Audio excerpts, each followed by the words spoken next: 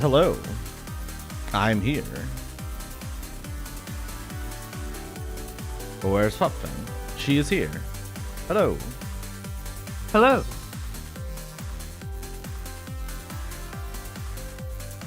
I'm racing Chocobo.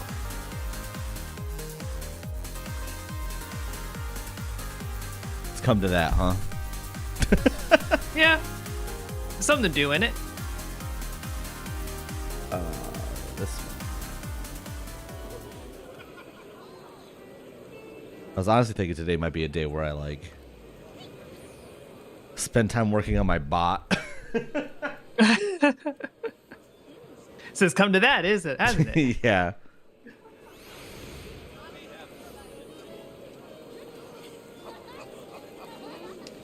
We're fully in the wait period. Yep. The content drought before the next patch. There's a bunch of stuff I keep meaning to do that I just don't do. Related to the bot and other stuff. Mm-hmm.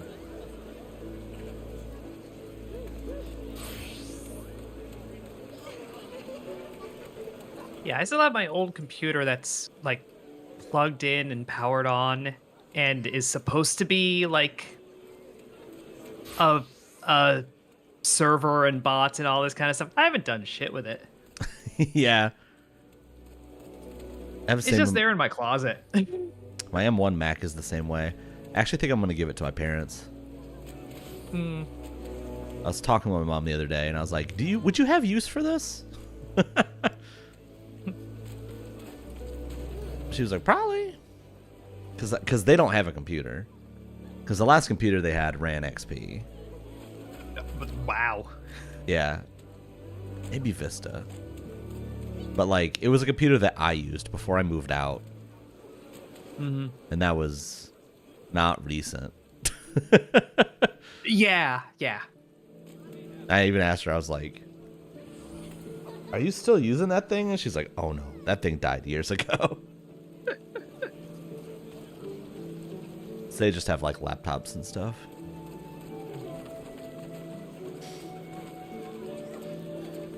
There's me, Hangy. To join the call.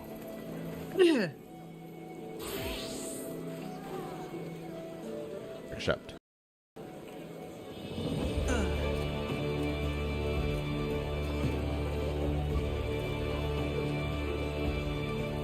even have a slow dungeon queue.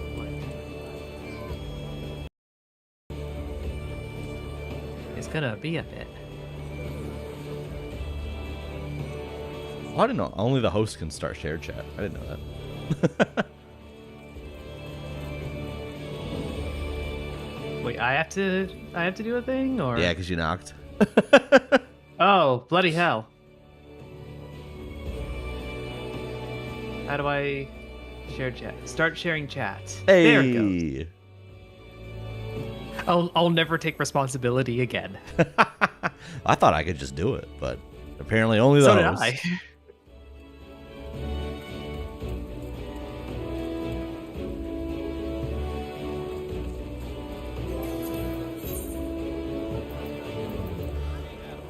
Oh, frontline.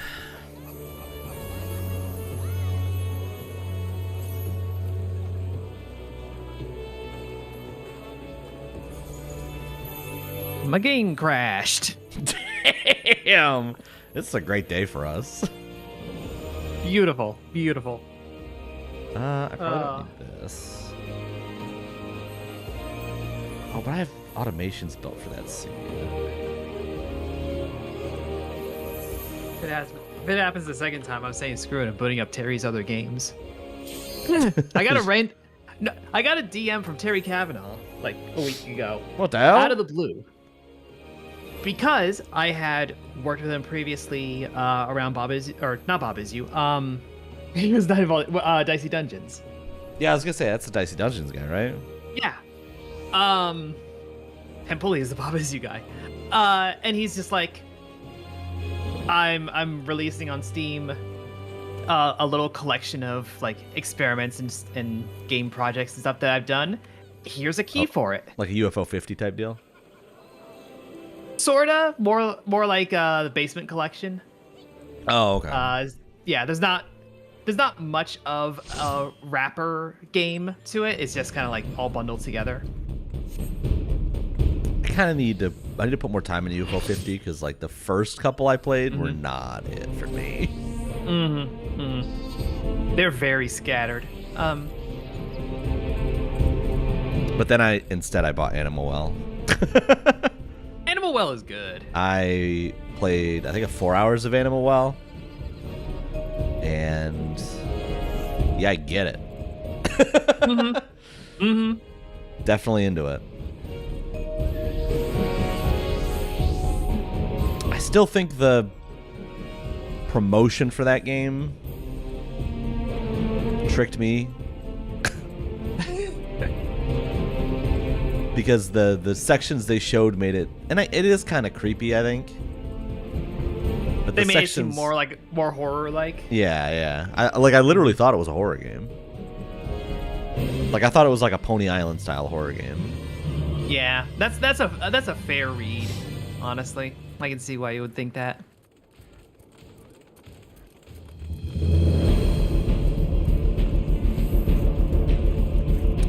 Froze Windblade. Everyone in my alliance is DPS except for one Dark Knight.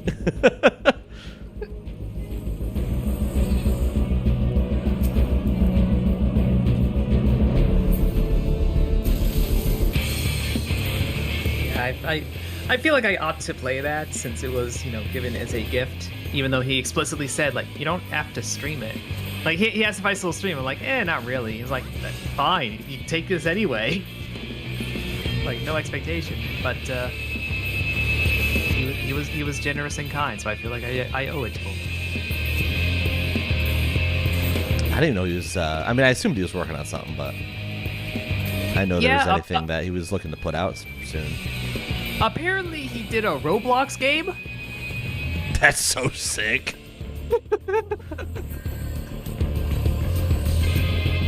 He was just like, I'm not including the Roblox game in my collection because, like, logistically, how? Yeah. I didn't know he made Dress to Impress.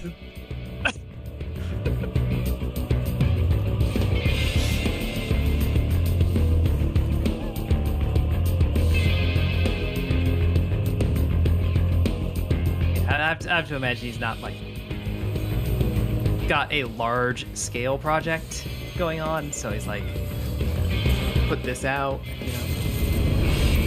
kind of thing. Yeah. Or whatever potential large scale thing is probably like further out. Yeah. I know him. Pulley's been working on stuff. I think he's. Is that what was it called? Station Alpha or something? I forget. I played it and I don't remember the name of it. I was making a sequel to that. I don't know. I don't keep up with gaming news very well across the board, as we have seen several times on this program. Well, tomorrow. State of Play tomorrow. Oh. Neat. See what's there. Maybe this will be the one.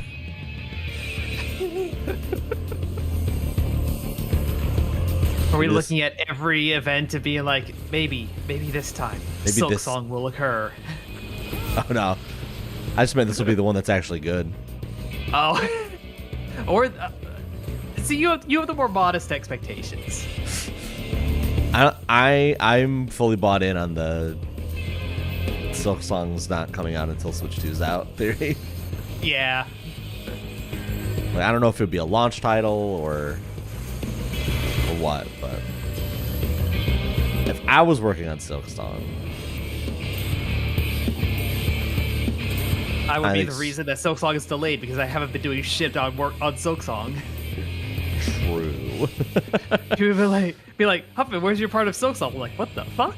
What part of Silk Song? Is this my nightmare that I have my recurring nightmare every night? I'm the reason this Silk Song's not out?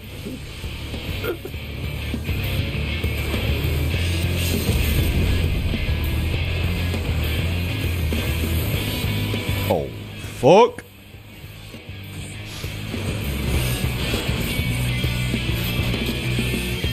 What's tomorrow? There's a State of Play tomorrow. PlayStation Direct. They're going to announce the Switch 2 there.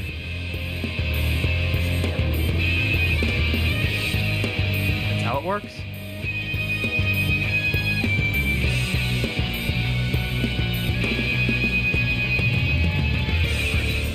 I figure they'll probably show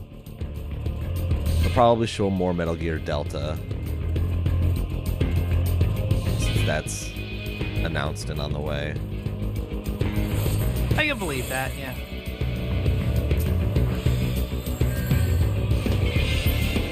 Ape escaped. All the apes escaped. All my apes gone. In my dreams, they announced Returnal 2. Two-Turnal.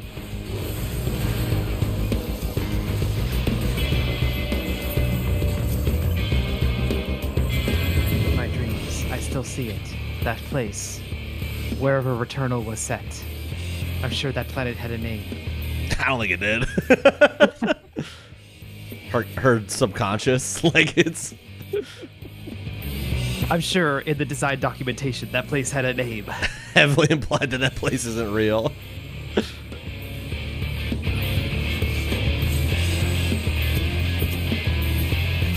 Returnal's. I fucking love Returnal. I wish someone would make a Returnal randomizer. I don't know how you would do it. I mean, considering it's already kind of a roguelike. Yeah. Just attach it into AP. So I can just do it for an async. Yeah, just do a playthrough of it. I don't know if it ever came to PC, though. I think it did, yeah. I think it's on Steam. Oh, okay.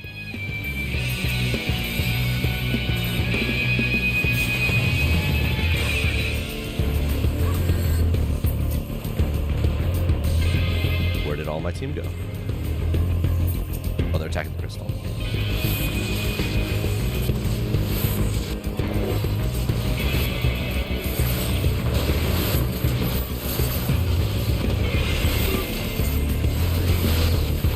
Appropriately dressed to deliver boxes.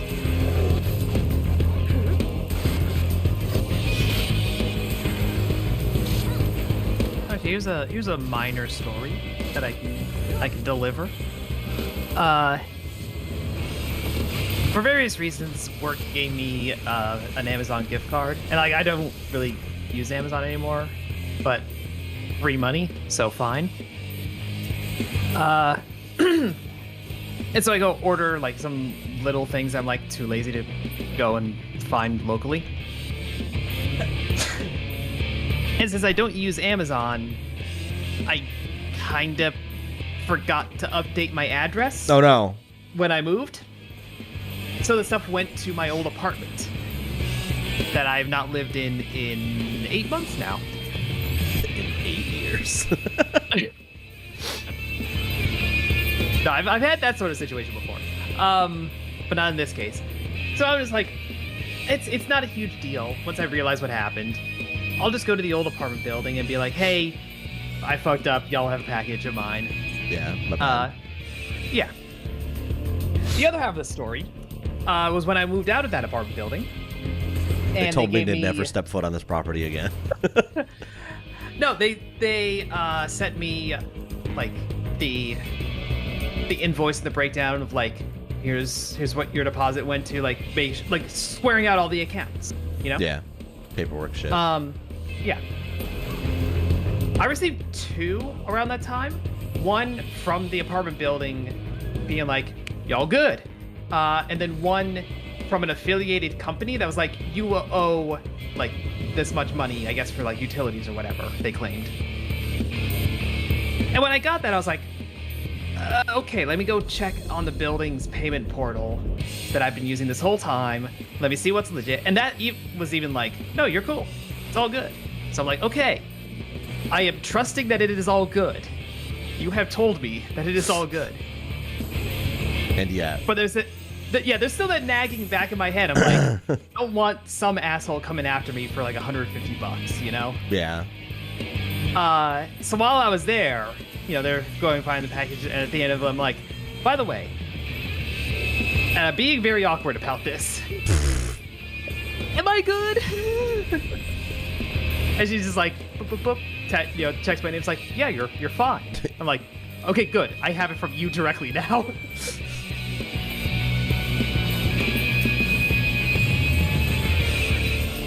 Anything ever happens, I'm pointing a finger at you. This is like how I do my taxes. I'm like, I know what's going on, but I need someone to point a finger at. Oh God. Yeah. If anything happens, like, they helped. Yeah.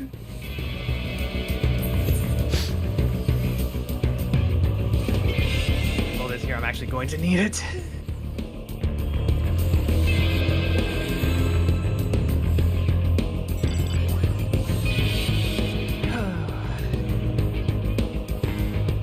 We're many getting tax relevant things last year. Fucking crushed. You are kind of getting smoked. I mean, I guess we're not that far from the adders, but Maelstrom's just kind of running with it. Mm-hmm. I guess it depends on where the crystals are and who's got priority on it right now. Which I can't tell because you don't use your map. So you might be about to score 200. Unlikely.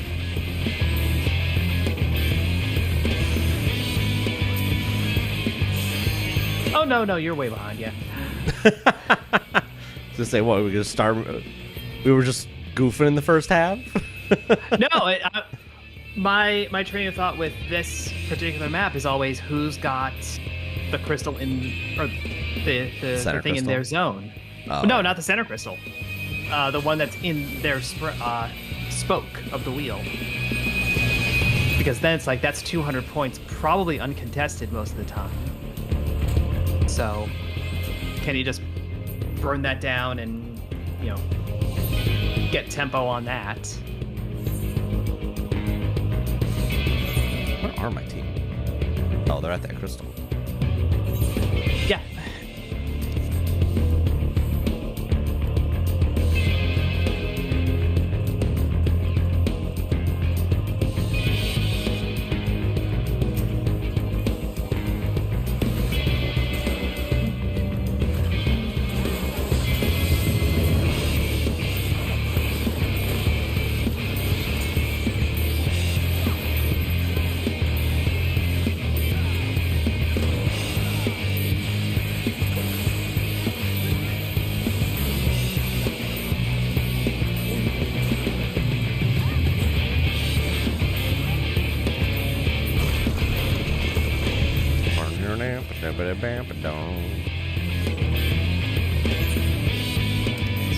This DPS roulette, man.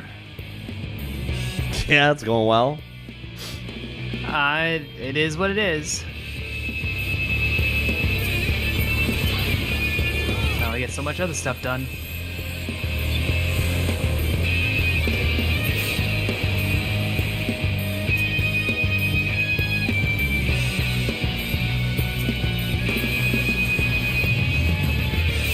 I have 6 battle high. Let's go.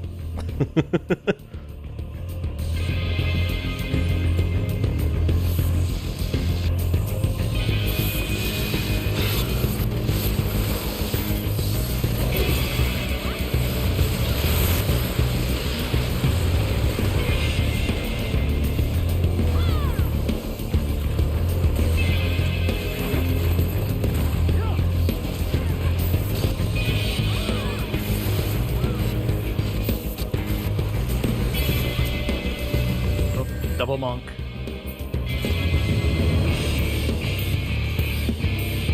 It's never a good sign that the middle one always seems to.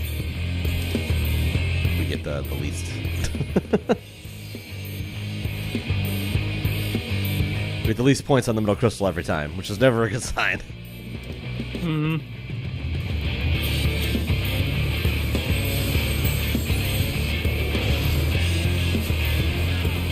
Can I hit that red mage from here? Oh, I sure fucking can. They give you a sniper rifle, of course you can. I know if I was gonna get blocked by geometry or some shit.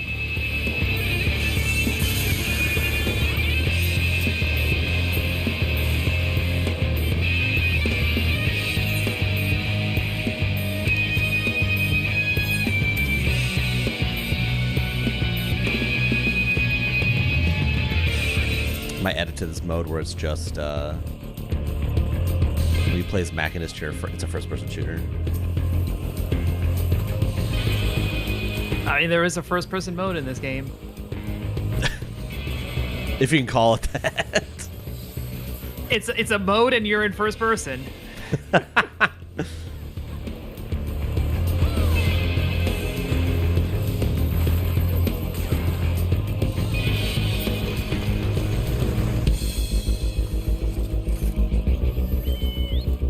Somebody wouldn't be. We at least could get out of last, but I don't know if that's gonna happen.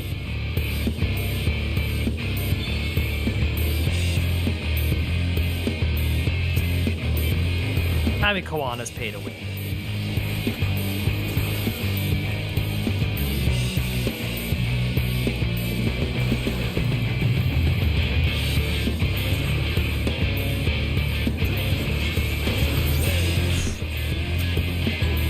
Oh, it's a bad day to be that samurai.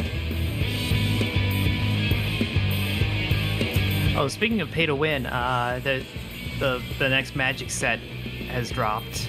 Oh yeah? So I was doing pre-release stuff over the weekend. How'd that go? So I registered for one, and then the game store that's like literally down the block said they're doing one as well. So I'm like, okay, fine, I guess I'll do two. The first one I did shit.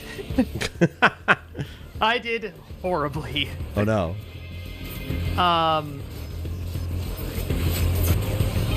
I wasn't, for various reasons, I just was not playing well, and my opponents had much smarter decks. But then the second one, for one, I pulled this expansion's like high value MacGuffin item. Interesting. As one of my cards. So I went 3-0. Jeez. Not entirely on the back of it, but like it helped. Where's my team? We're all split up.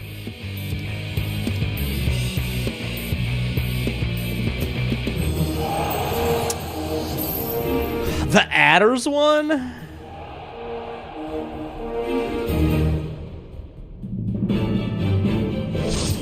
That was the classic. First place just gets focused on at the last minute. Mm-hmm. You can't do anything.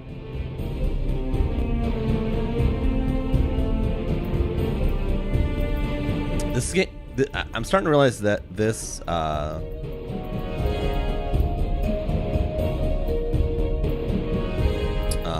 PvP in this game, yeah, is similar to Overwatch and Marvel Rivals. Go on.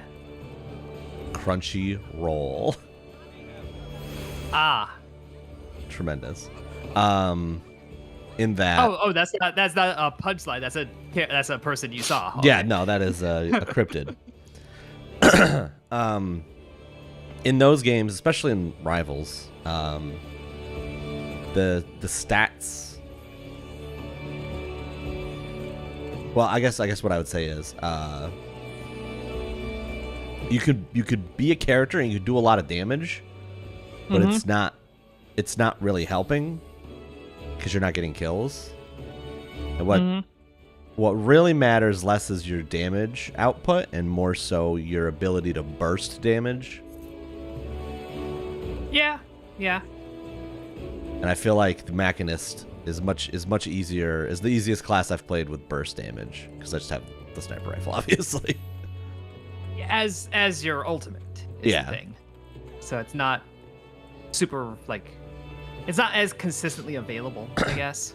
It's not, but like compared to the other ultimates, like the Reaper ultimate, the Reaper and the they're more like Dark Knight ultimate. You need more of the team involved because that's more the expected burst in this game's PvP is everyone works together to do a big burst. Yeah, and that I have. Well, I mean, if you're if you've got a half decent team that sticks together, it can happen. And that didn't happen. I see it happen a bunch. Not Usually with to me, but it happens. Not with me on the team.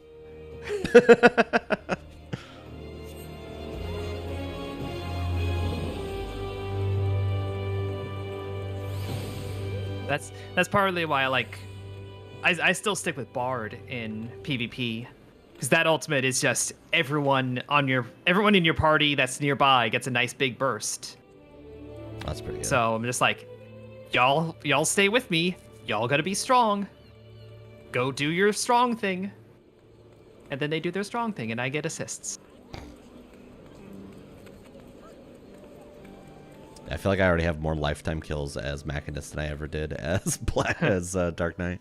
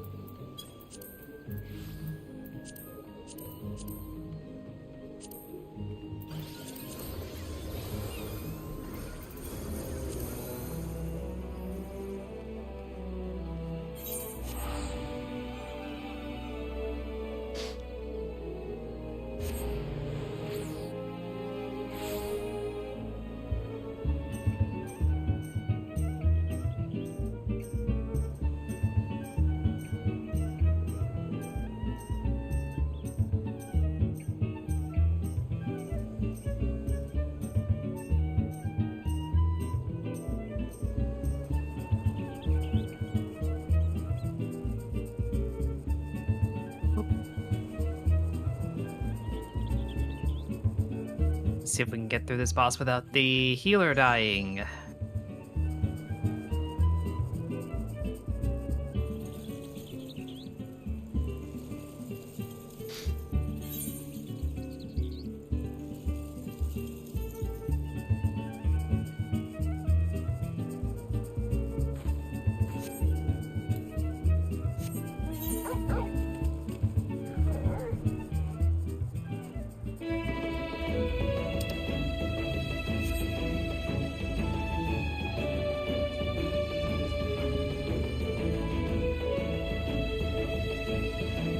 I don't know what it is, but I've been having a hell of a time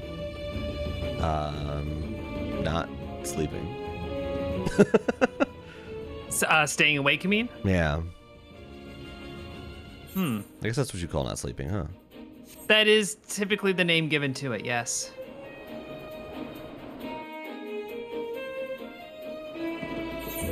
I think... Because I think it's because... I was using melatonin for a while. I'm thinking that it's not leaving my system. I don't know much about that, but I can believe that. Since, like, my understanding of melatonin is that it's like a natural thing in your body that's basically like the you should be asleep right now. Right. Like brain chemical. Which, you know, in terms of not feeling motivated and being tired a lot, seems like if I had a lot of melatonin in my system, that would do that. But I only eat a handful a day. I'm just kidding. It's a joke. But my sleep schedule was so bad, I had to do something, so I did that. Yeah. And now that my schedule's maybe more regular, I need to wean myself off of it or something. I can believe that.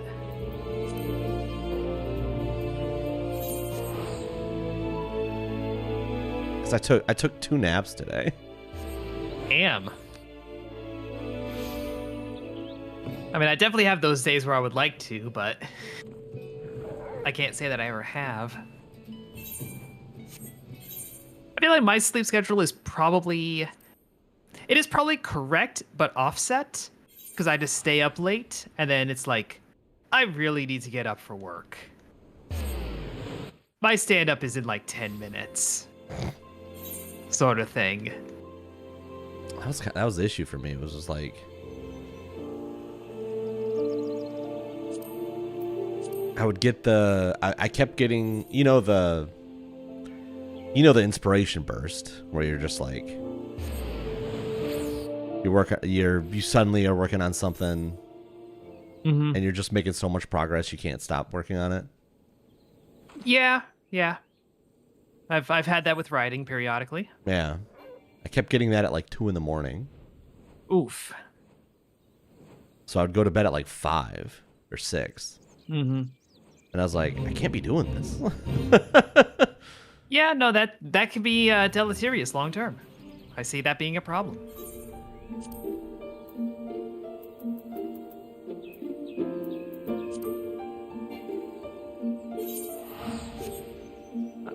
Target the enemy, thank you.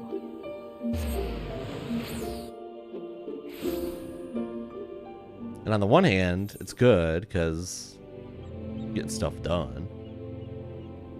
I mean, building stuff that... I suppose, yeah. I'm building stuff that, like, I like to do. Yeah, on the other hand, it's just like, what are we doing here?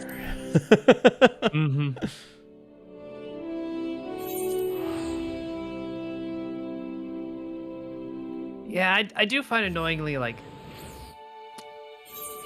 a lot of motivation or desire to write ends up coming pretty late at night. Or those days where I'm, like, looking at what I think the next scene or the next chapter should be, and then I can just, like, see it play out entirely in my head and hear all the dialogue, and I'm like, that's great. That's not on the page, though, where it kind of needs to be. Yeah.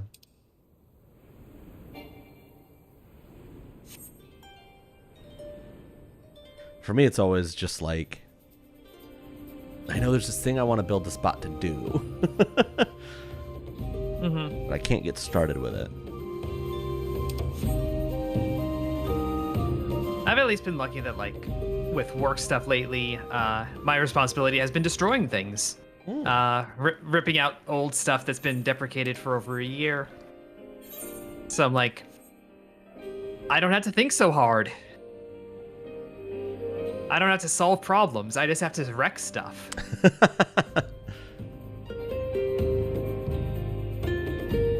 I am at the part where I backed up my bot and I'm slowly ripping parts out of it to just be like, okay, is this needed? Is this needed? Is this needed? Because there's just so much that not waste, but so many egregious features. There's a bunch of modules that either I'm not using anymore or were like test modules. Yo, what's up, T-Base?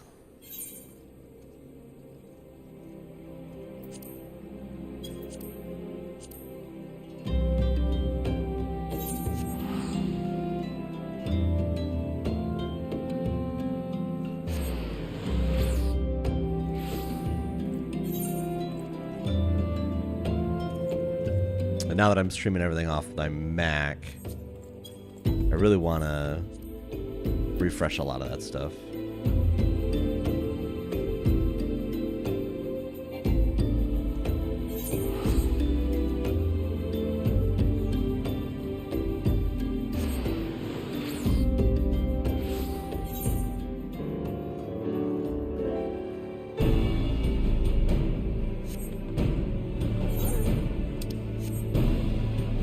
Decisions were made in the fighting of this bunny. Do you have any interest in the new Monster Hunter? Not really. I've never managed to get my teeth into any Monster Hunter games. Despite trying. I played a little bit of the beta. And I was enjoying it.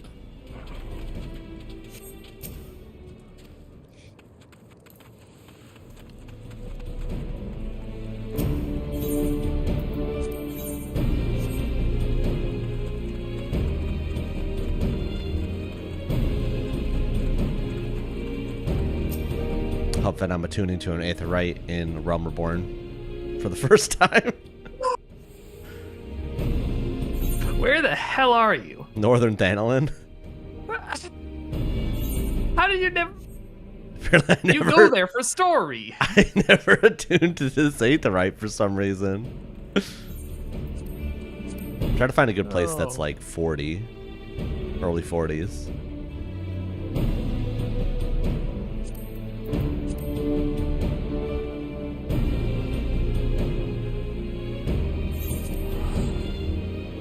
And I saw a aetherite that wasn't attuned. What the hell? Oh, there I am. Oh man. That's just how I play this game. Apparently. What the hell is North Shroud's issue? You're gonna have to be more specific than that. I got a level 5 fate next to a level 37 fate next to a level 28 fate next to a level 47 fate. Because you're meant to experience it in segments, little by little.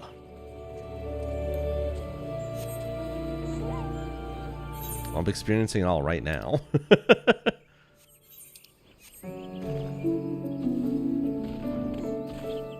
Where's my... Oh, you're already out. What am I doing?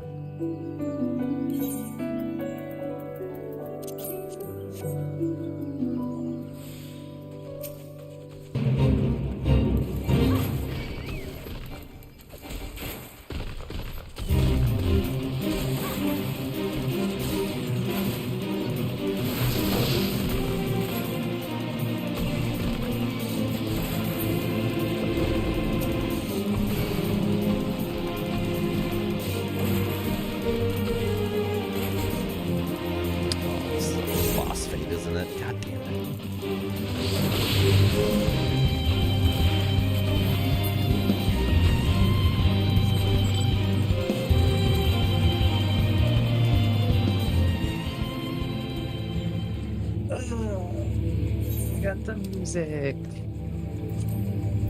GG. I already had the music. No, less GG. Sell it.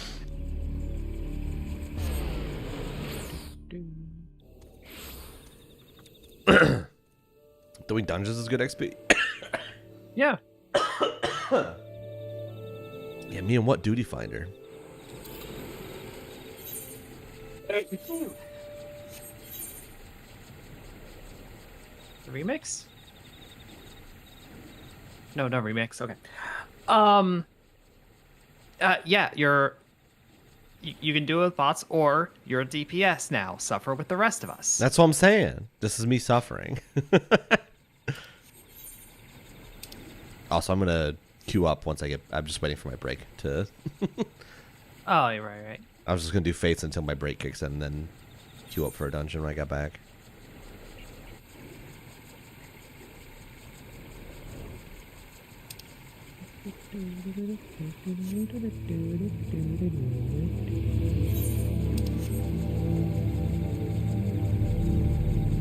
You the gold saucer? Yeah.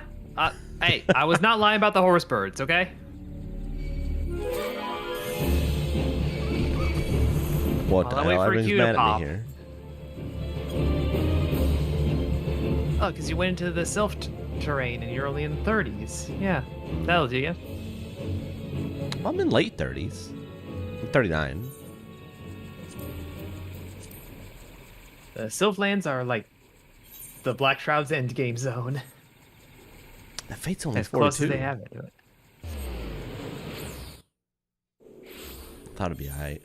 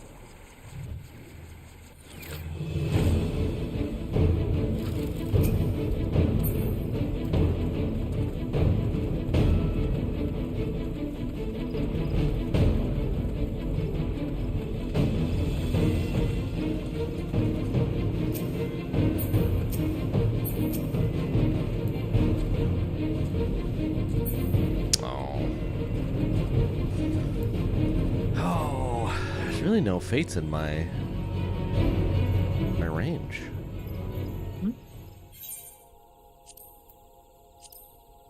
I could sink down, but meh.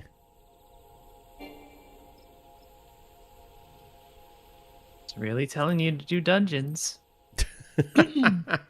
Oh, I got 13 minutes.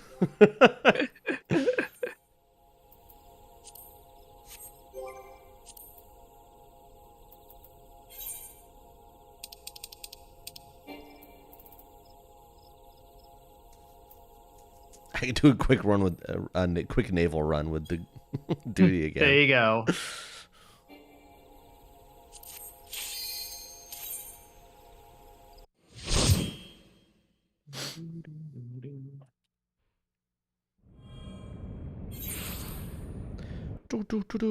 Do.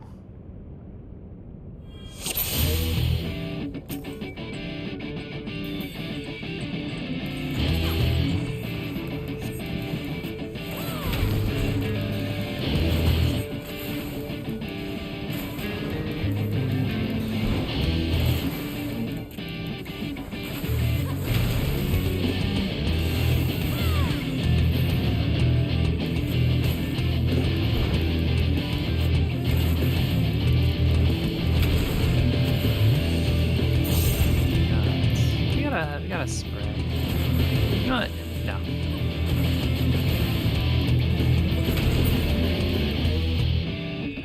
Go and toot and shoot.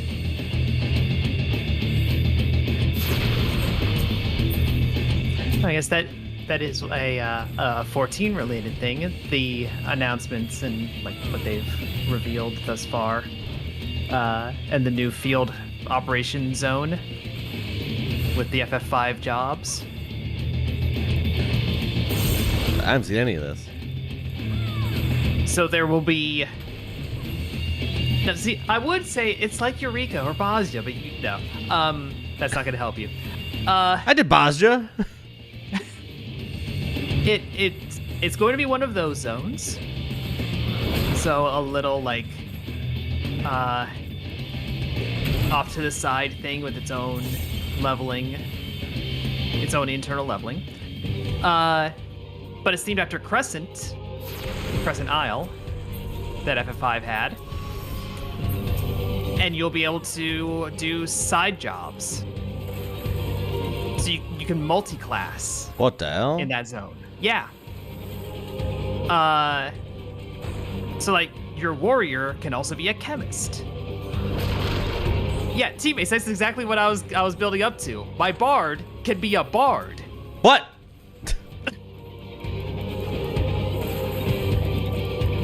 It's one of the side jobs.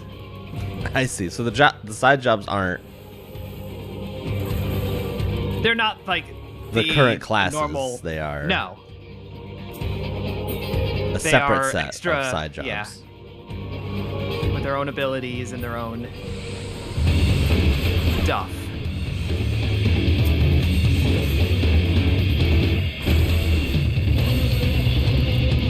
And then you get stuff like chemist or I think geomancer was one of them.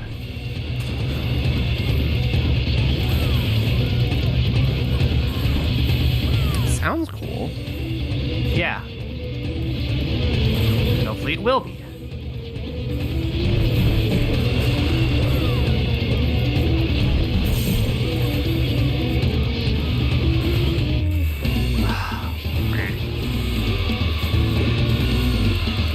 Oh yeah, time mage. With stoning me.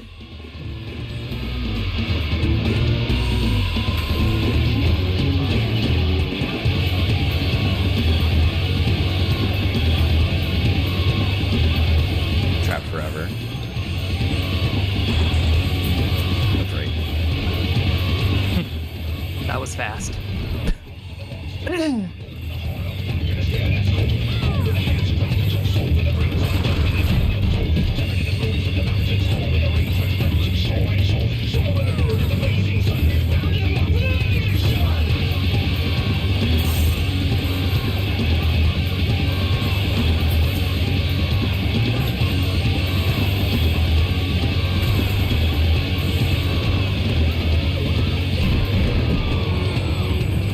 suspect it'll be a lot like the Eureka or Bosnia Lost Action setups. So it'll feel very intuitive to me and be utterly inscrutable to most people. And I will find it hard to describe and explain, despite the intuitive understanding. Because my brain works, technically.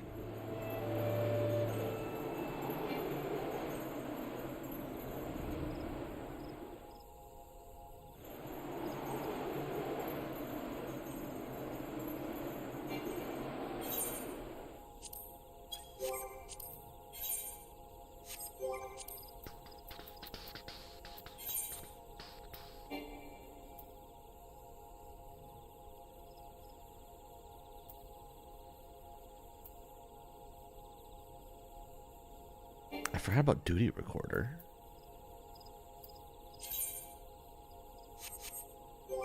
I have never known anyone who uses Duty Recorder. Just forgot it was there. Yeah, I think we all did.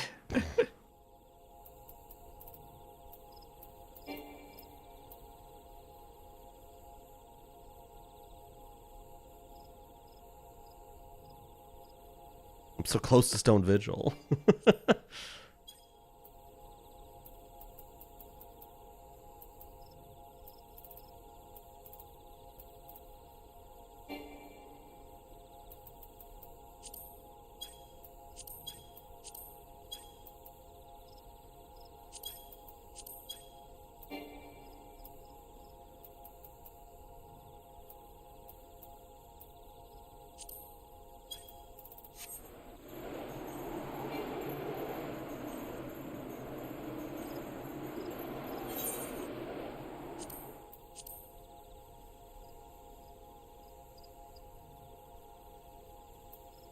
Talia. Ugh.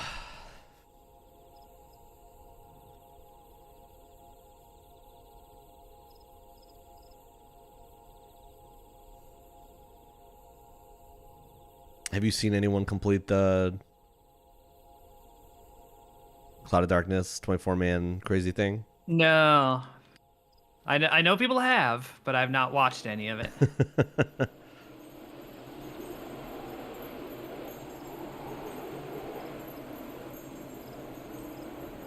I've honestly been not very inclined to do like high-end content in this game lately.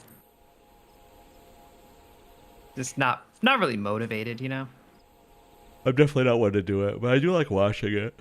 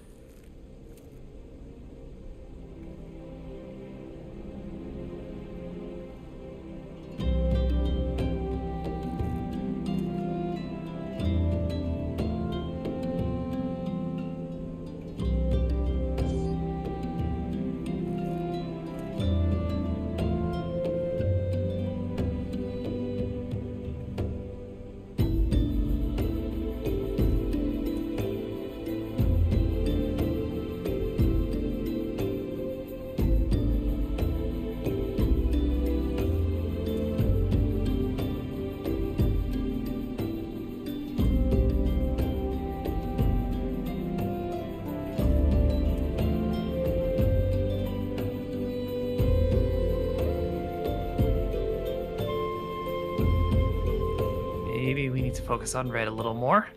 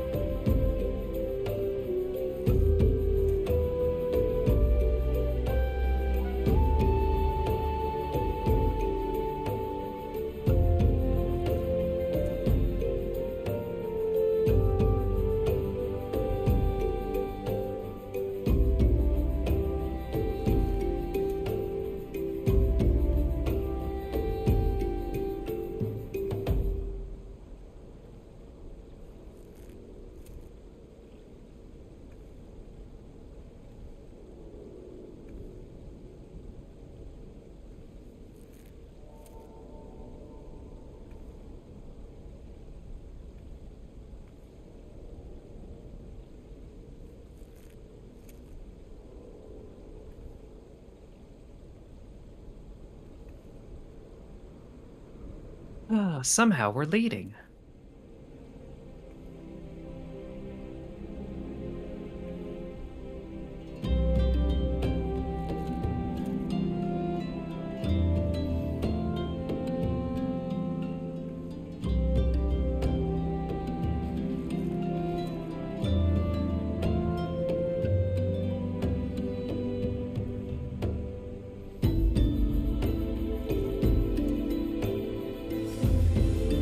Oh, my attempts to kill time were not very strong. Oof. The stance you have to take on this stupid ass mount.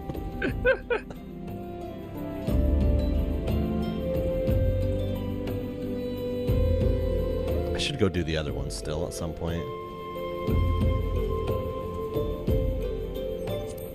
It just feels daunting. Mm-hmm.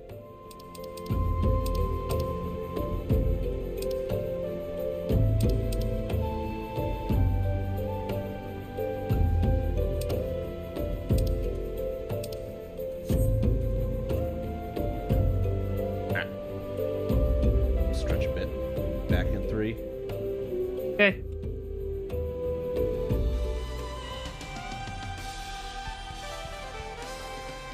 We have invaders on our ice. I've killed one of them.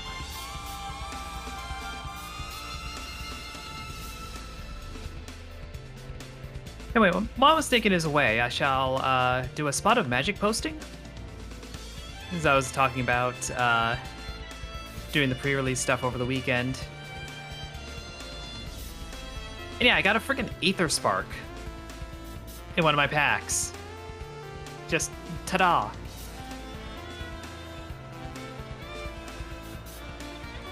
So that was good. That paid for my attendance to the event. If I were to sell it, but you know.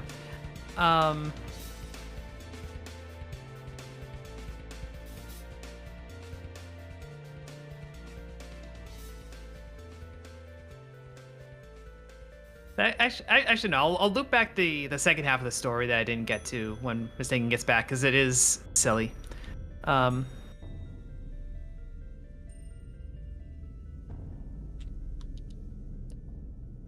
Like I thought it was gonna be, you know, a deck where I do everything I can to get the Aether Spark, and that's my win condition. I milled somebody out.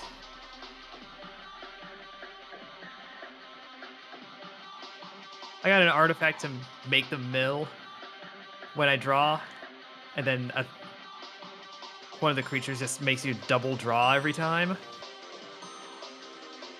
I was like, oh, I kill you this way, huh?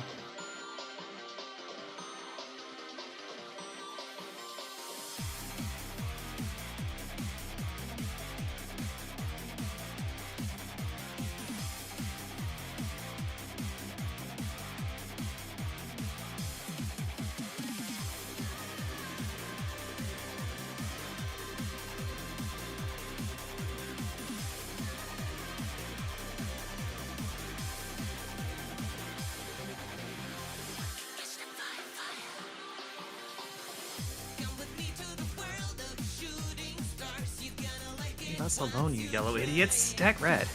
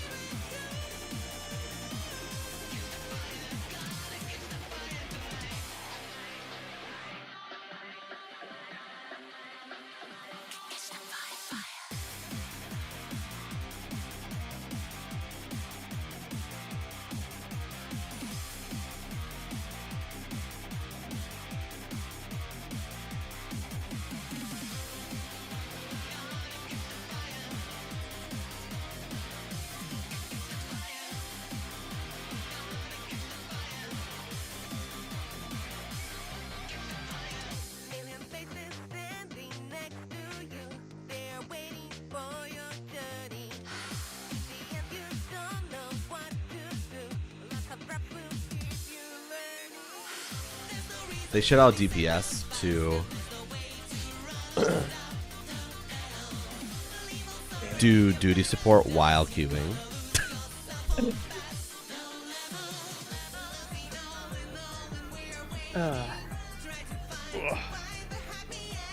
So there's another part of my my goings on, my magic goings on over the weekend that I decided to wait until you came back because you don't need to know or care about magic to understand what is going on. So you do. Let's take that from the top.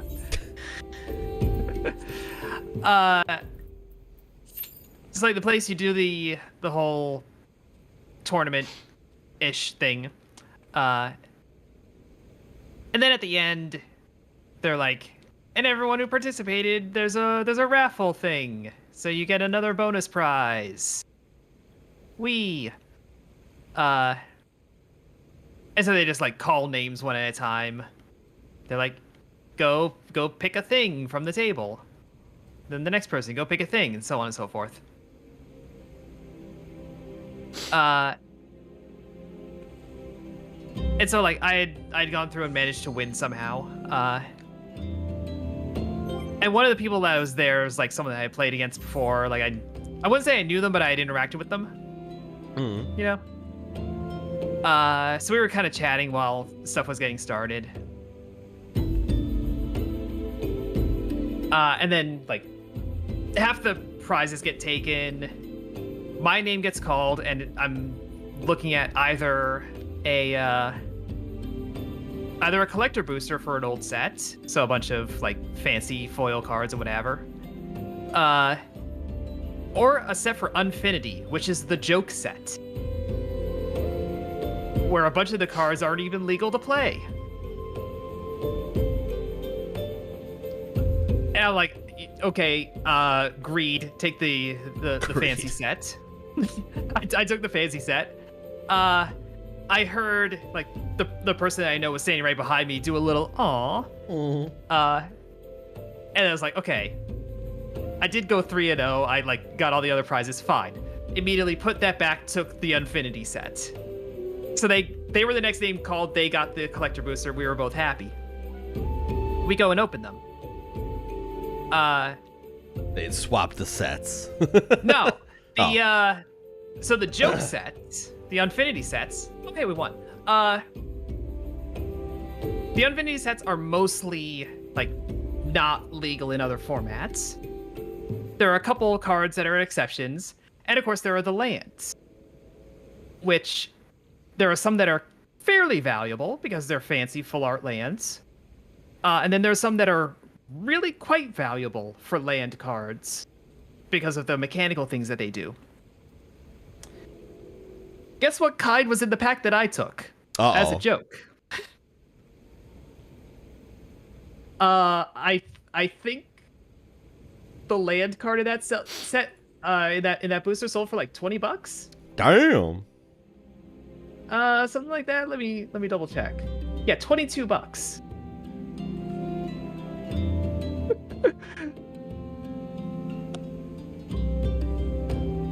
I was not expecting that.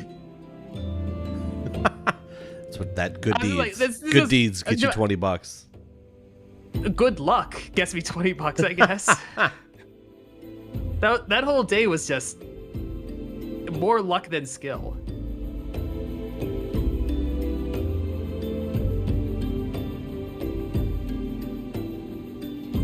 And then I used up all my luck, and now I don't have any more.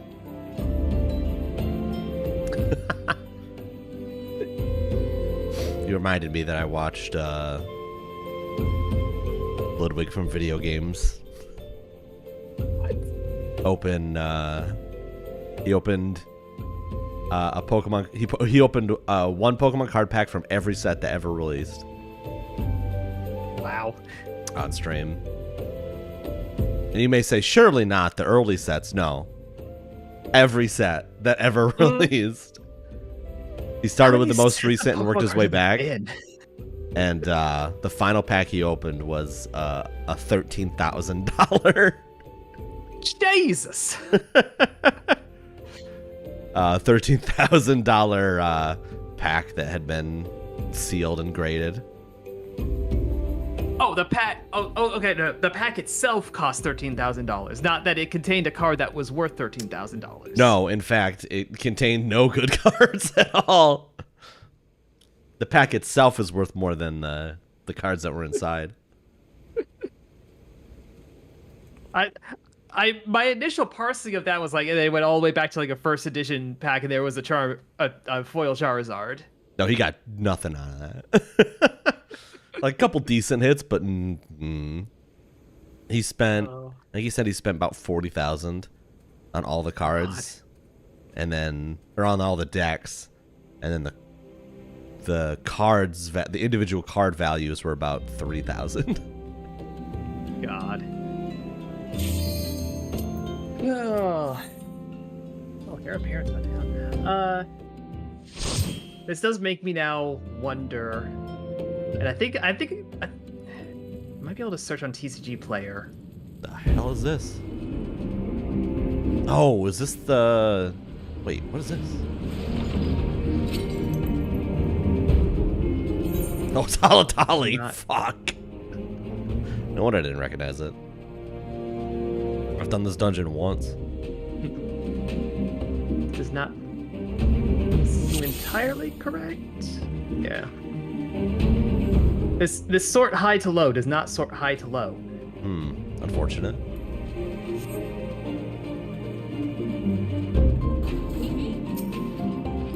This is just making me go, okay, cards sort high to low.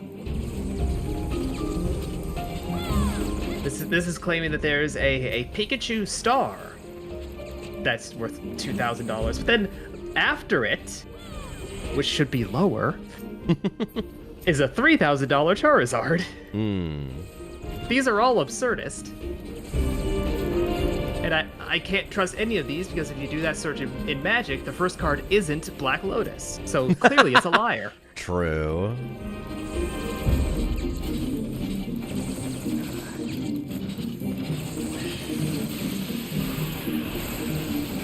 I don't imagine selling off.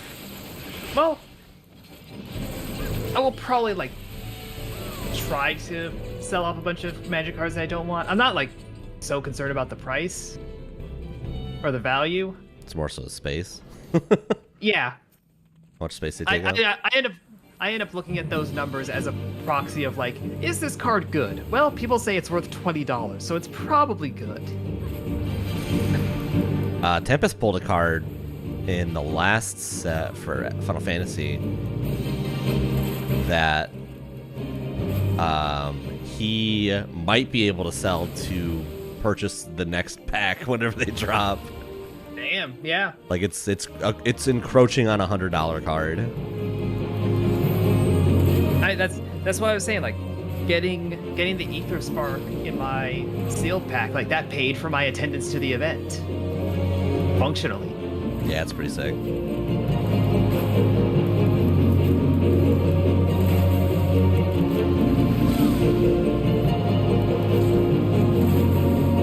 And ultimately, like, in that stream, Lud's like, I'm not planning to sell any of these cards. This is...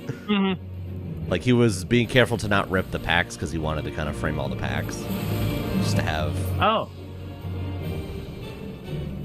Have a little, like, souvenir of the event. Yeah, basically, like... Yeah. A collage of all the different... Of every pack up until the most recent. Mm-hmm.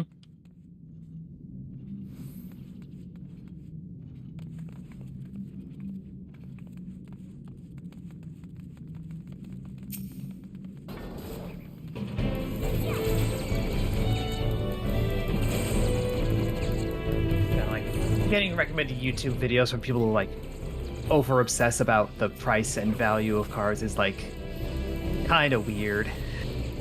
Yeah. And they're like, don't bother buying, you know, this stuff. Just get this one valuable card. And I'm like, but what if I want to play the rest of the game? You know. But if I want to experience this as a form of entertainment and not a speculation vehicle.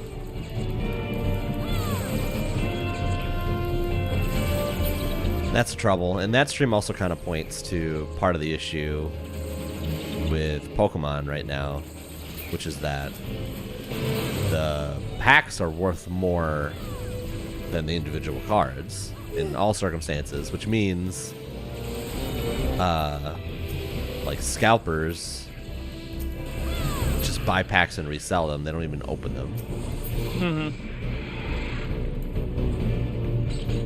Whereas, like, there are definitely series of Magic cards that are like that, because they're like 95 of the cards are bad and one is real good.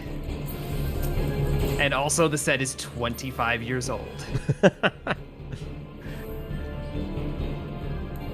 Also, people will weigh the card packs. Oh god, I've heard about that. Because the foil's way different than a standard card. So, especially in the older ones where you weren't guaranteed a foil, like you are nowadays. At least in Pokemon and in Final Fantasy you are. Yeah, and Magic the same way. Okay.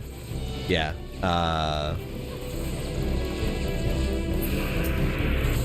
But you could tell, like, if you have an extra foil, or in those old packs if you had one at all.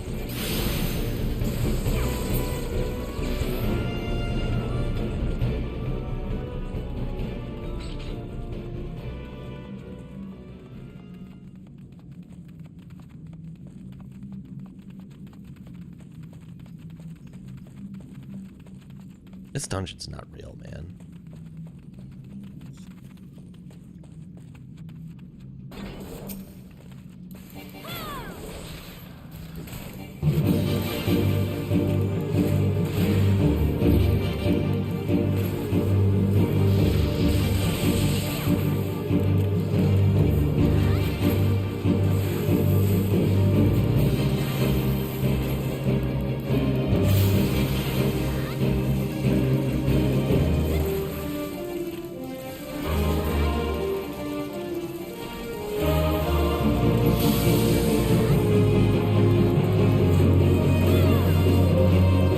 Who's ever running this has run this with newbies a lot. I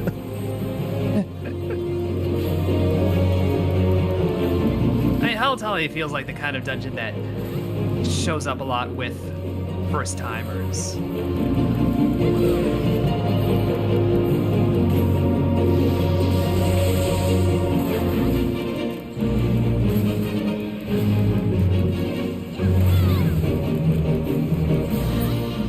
It being an optional dungeon. Yeah. The crown icon mean... Does that mean they're the... Mentor. The mentor, yeah. Yeah.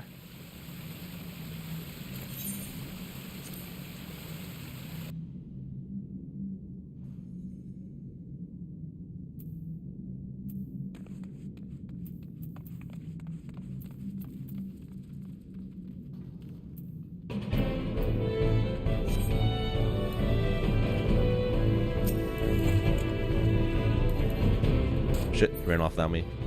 I was looking at the loot.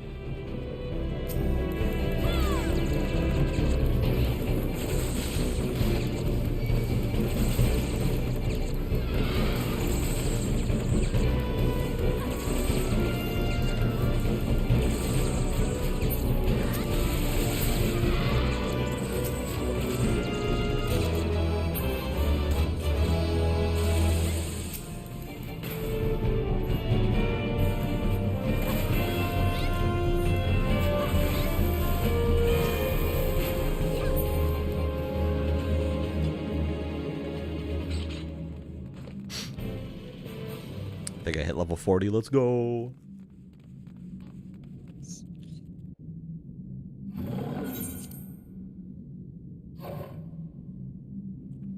Yep. Oh, Felix definitely watching this cutscene right now.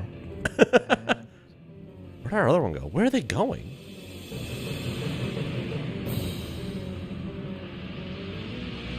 Why is our healer leaving? That's not our healer. That's our summoner. Our summoner is for some reason pulling mobs towards us.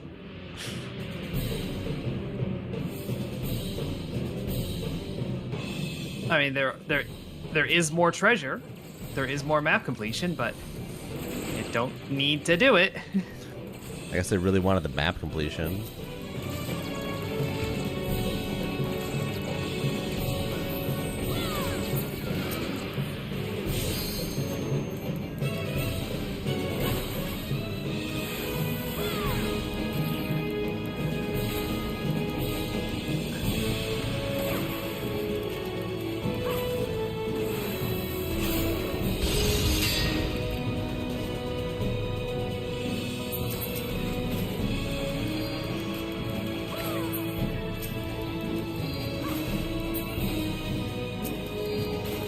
Yo, what's up, Bargain Bin? Yo.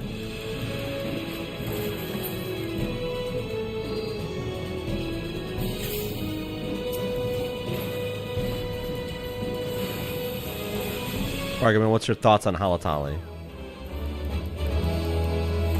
Oh, you know what? Maybe I'm getting loot. Maybe that's what that sound is.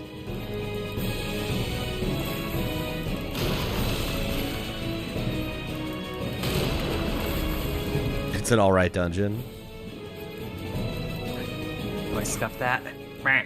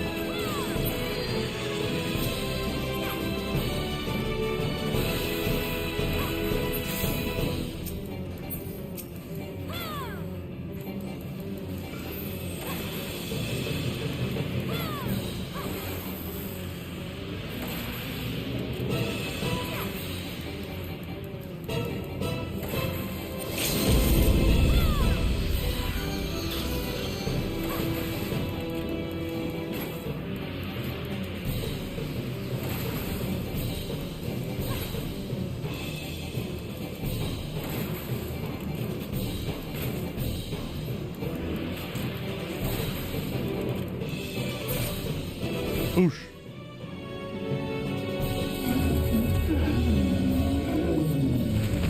You leveled up.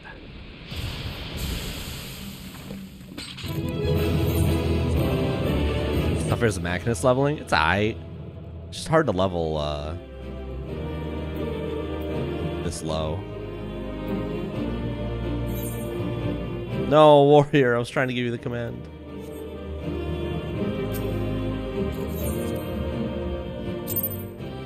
Oh, for the raid series, like what references to make?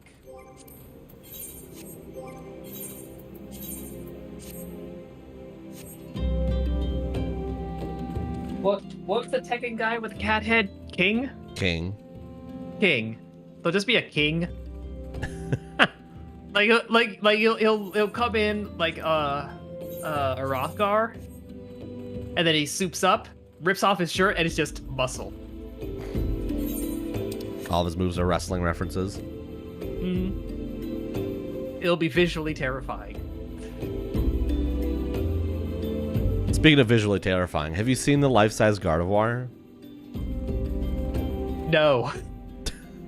Well, they're selling a Pokemon is selling a life-size Gardevoir. Do you know the Pokemon Gardevoir? I am familiar with the Pokemon Gardevoir. I am concerned about the fact that they're selling a life-size Gardevoir. They are, and my feed is full of people putting the Gardevoir in wholesome positions. I don't know if I believe that description. I've only seen one that was not wholesome. One was like I'm just scrolling through my feed. This was just sitting at a table eating a banana. Mistaken as the designated furry of this program. I suspect you may be being misled as to the wholesomeness of these various I'm saying the photos are wholesome, not the purpose of the purchase. Oh. Okay, so it's like when big time streamers do a thing once on camera so they can write the thing off as a tax write-off. Right. They're sort of tweeting thing. it to make themselves look. They're tweeting the wholesome the pictures to one- make themselves seem less like freaks. The one wholesome application. They did Lucario last. The cowards.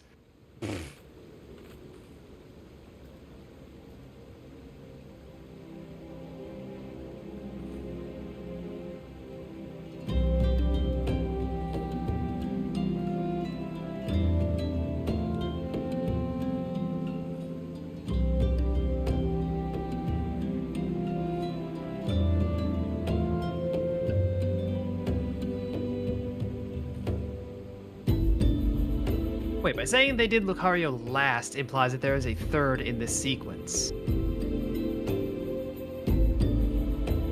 Dunsparce plushie. They're doing I think there's like an Ekans and another snake one. That's all that they're doing. That's also life size. Okay, and they're basically. Just Oh, body T-Base pillows means at that point. Lucario was the one before Gardevoir. Oh, okay.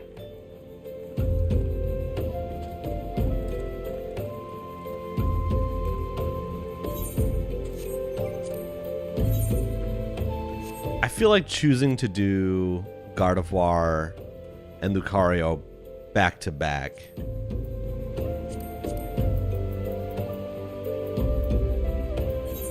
I mean, it's a conscious decision. It like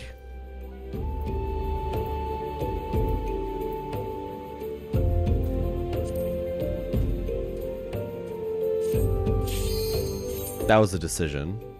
Yeah. Someone was like, "How do we get the money up in this?" our life-size plushie division. Oh, I've got an idea.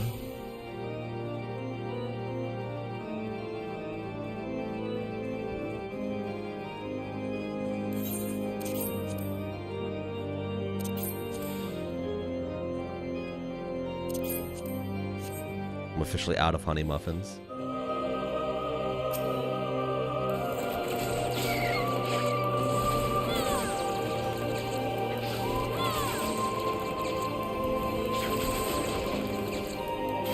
If they release a life-size Lopunny, they'd have to buy, like, new armored vehicles to store all the cash.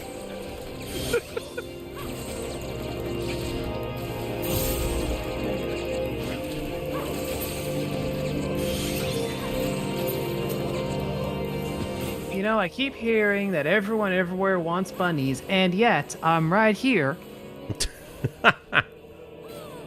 And, you know, I'm just saying is all.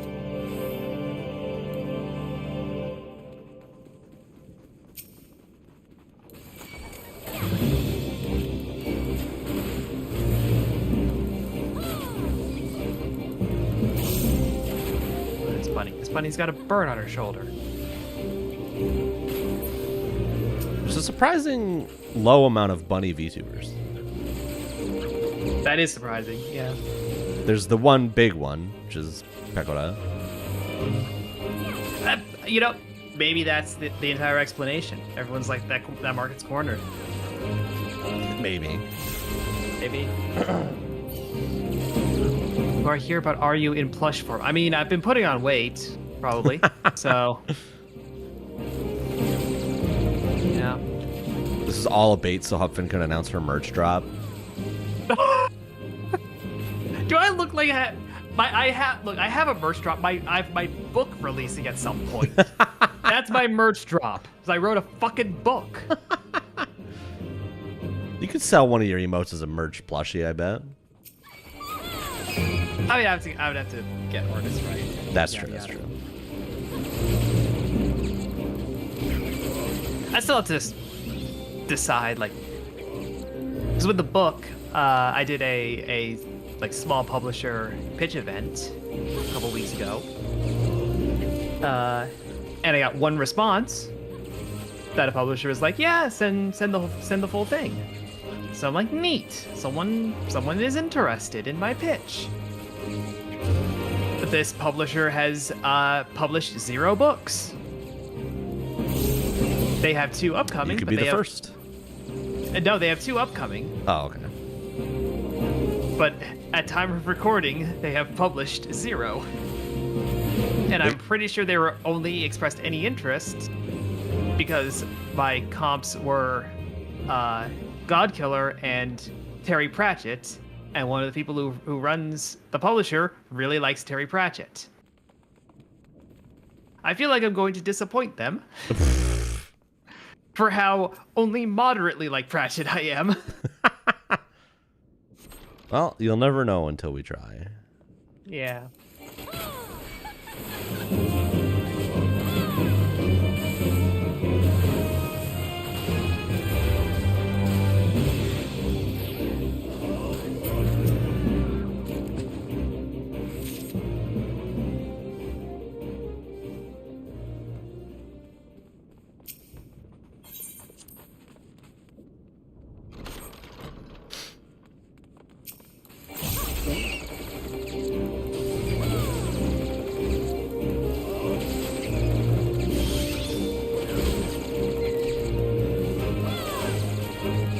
I hella didn't need.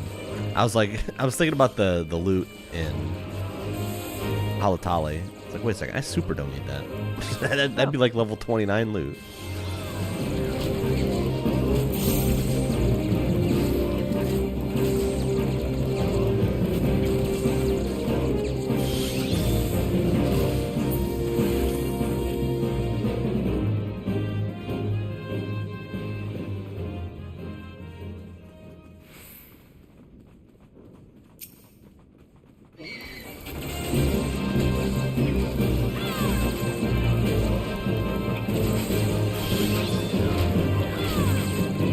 I maintain that Hawk Manor is the best Realm Reborn dungeon.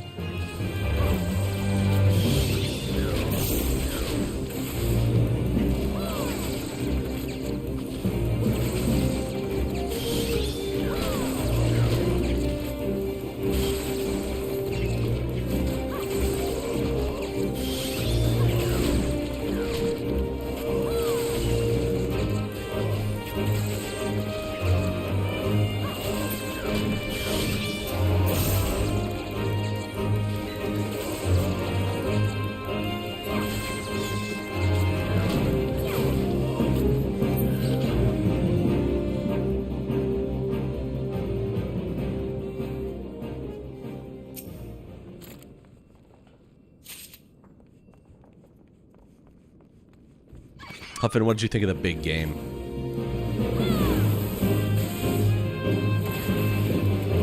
I think I really should have prepared a joke answer for that before we started stream, and yet I simply hadn't. I am not a high quality podcaster. I also like Karn. Karn's probably my second fave.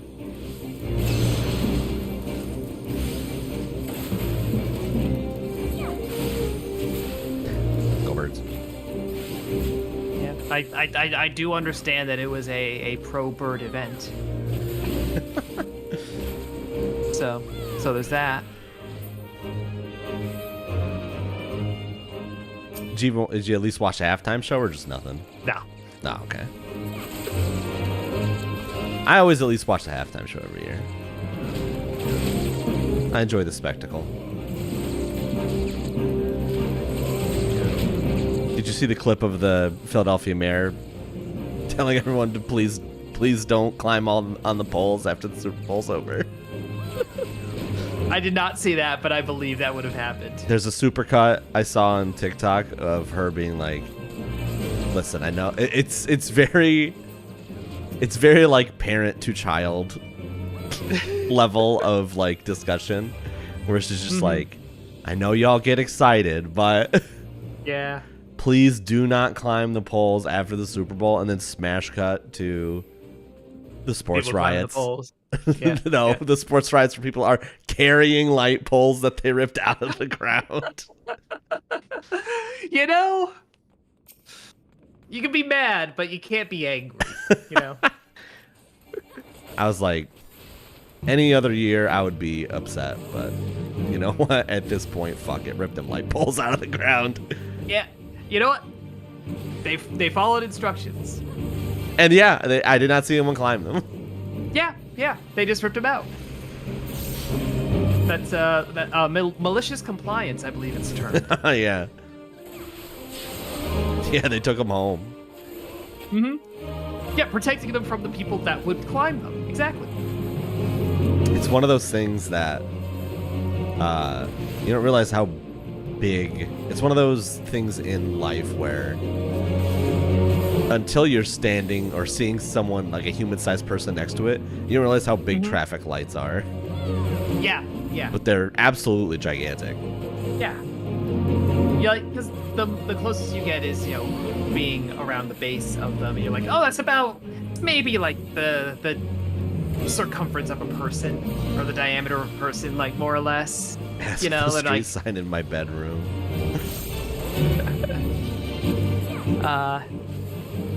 Like you get a mental model of, oh yeah, it's like person size. No, it's 25-foot tall person size. Yeah, it's gigantic. Yeah. You've seen it, I have one. Listen, you could just I could go to any antique shop in the Portland area and just buy a street sign. They have them. Some of them are in better condition than the signs actually on the streets. All I'm saying is the cabin that we partied at in high school had a lot of street signs, and I never asked where they got them. Yeah.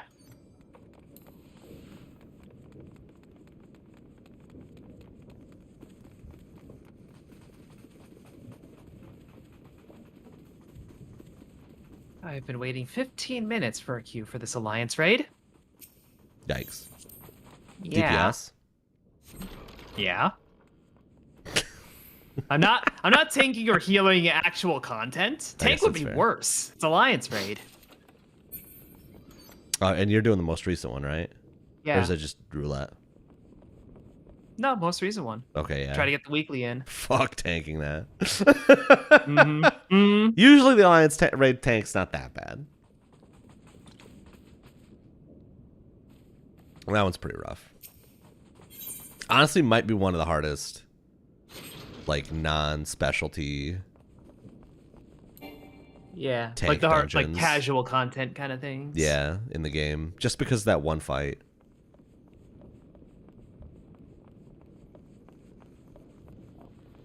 Yeah, they are gigantic. They made a full-size Dunsparce? Did they make a full-size Wobbuffet?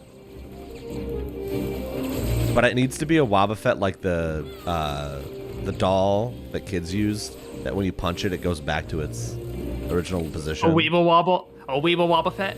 Yeah, yes. I need to be able to punch it, and then it just like, and then it comes right back to normal.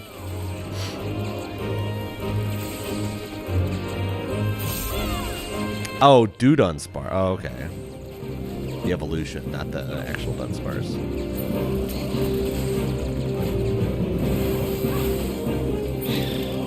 Life-size Porygon. I like this notion of doing the life-size Pokemon, and I want them to choose one that's like 12 inches. Onyx. Oh.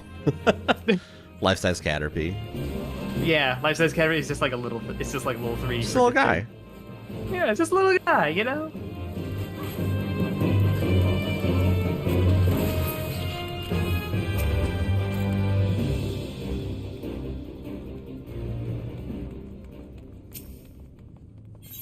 The life-size ferret? That's just a ferret.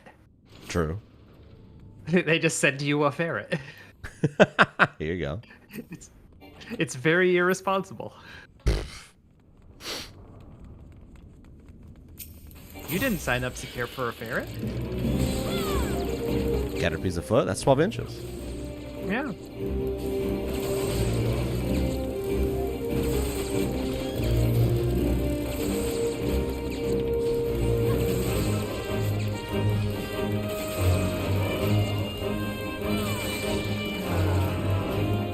Pokemon are so silly.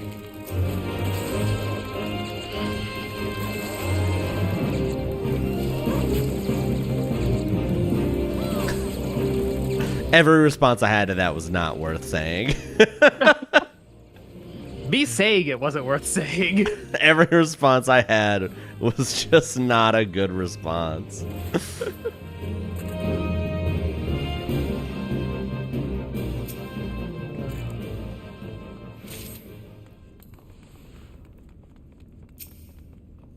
Finally, hacker voice, I'm in. Now my mind's just like, she's a 10, but she owns a life-size Gardevoir.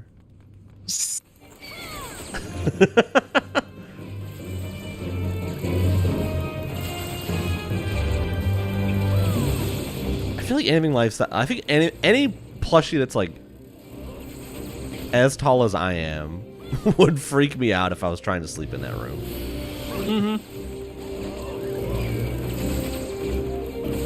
All that said, I suspect... So I have one of those Slime Rancher plushie things. I think those are, air quotes, life-size.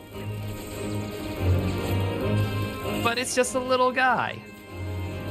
The ringtail flies, so it's just a little shit. But into a house and coming face to face with a 6-foot Gardevoir.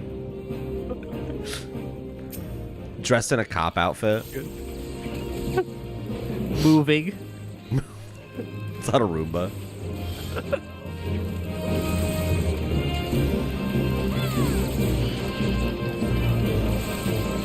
I did see someone dressed up their Gardevoir as a maid. I had no questions. Of course. A wholesome maid, I have to assume.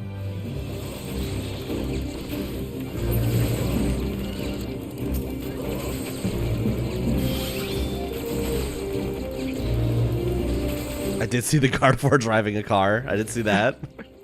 And the driver's seat at the least.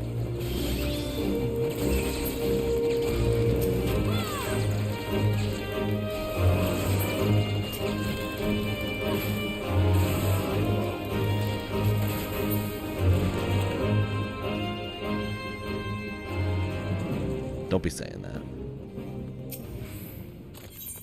I can't support that.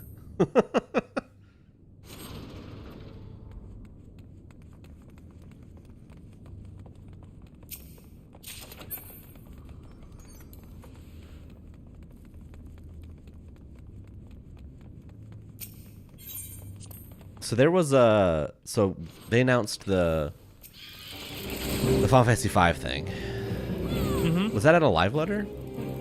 Yeah. Okay. Was there anything else that I missed? Friday. The usual, like, next raid series loose overview. I kind of don't remember anything out of it. Oh, I saw the Fujifilm camera when I booted up the launcher. Yeah. The Instax thing. That's weird. Mm-hmm.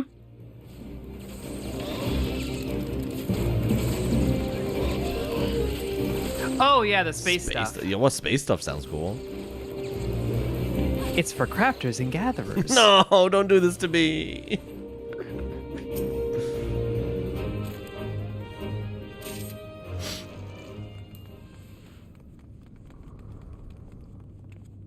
No, you can't make me. Listen, do you want to go to space? I do.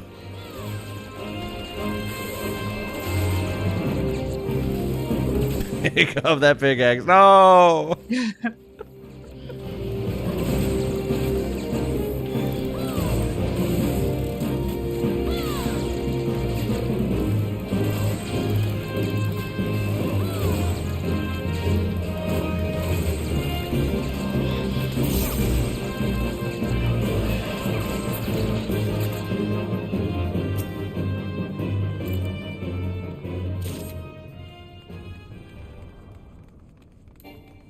Anyway, I'm fully expecting the space stuff to be another, like, absurdist grind. The way the diadem was. I mean, if it's crafter stuff, I assume. Mm-hmm. I have to assume it'd be a grind.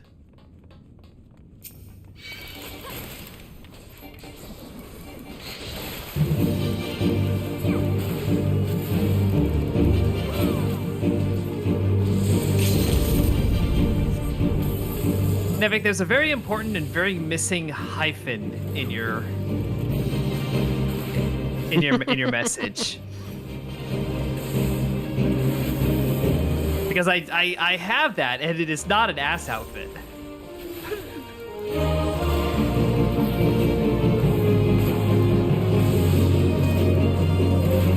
But it could be Gets My Scissors. Do not give the Robo Arms assless chaps.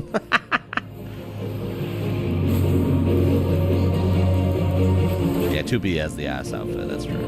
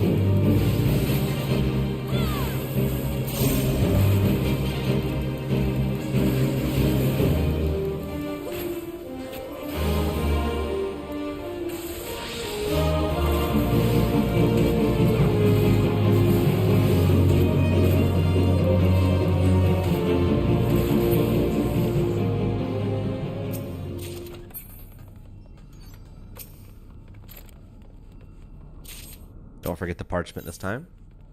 Mm-hmm.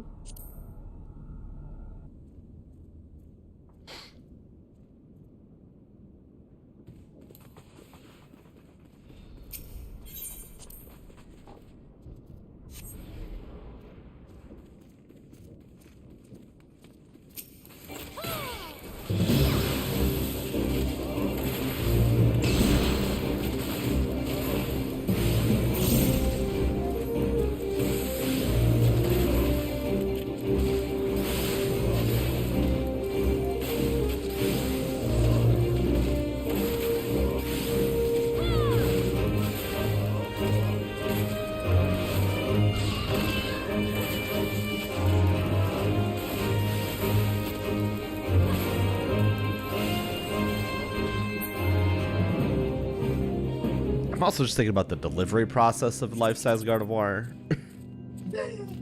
It's a 6-foot package, unless there's assembly required, but it's a plushie, so I assume there's not. But it's a plushie, so I assume it supports some degree of compression. Maybe.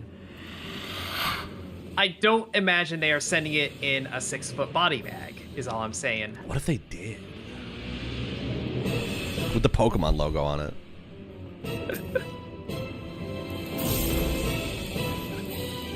It'd be so based.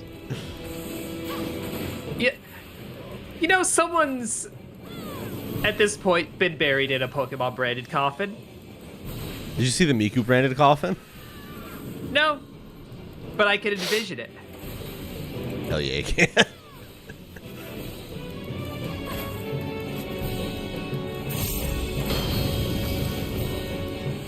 I fucking suck at this game. Okay.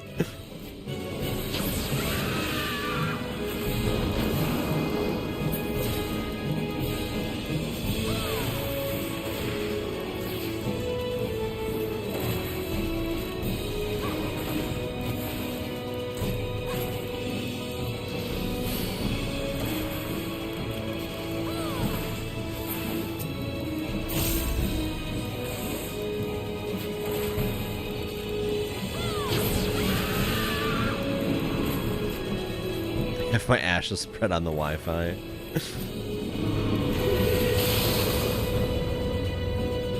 This is some cheater ass shit. Okay, we're fine.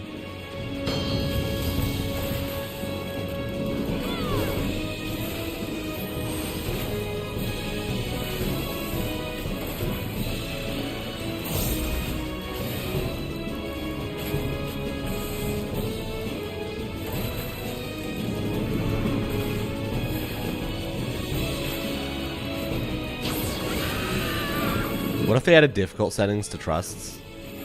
And the lower the difficulty, the dumber your,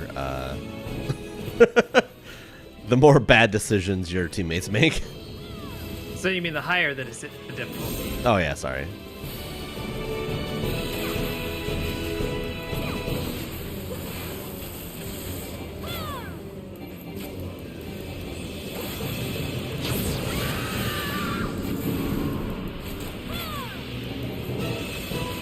Crowd control trust.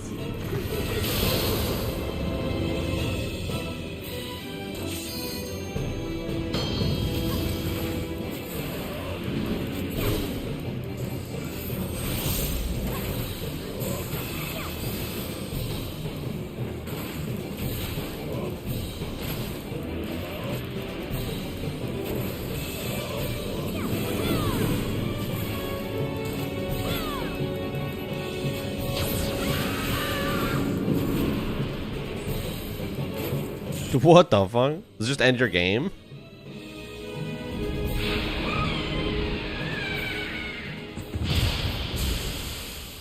I think so. I guess I don't really know what more you'd be doing if they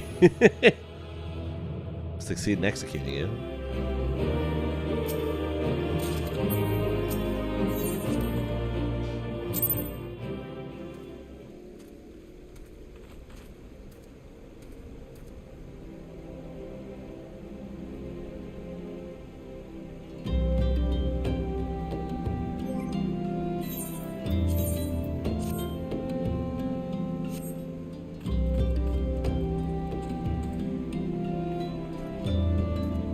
Permadeath, delete your save.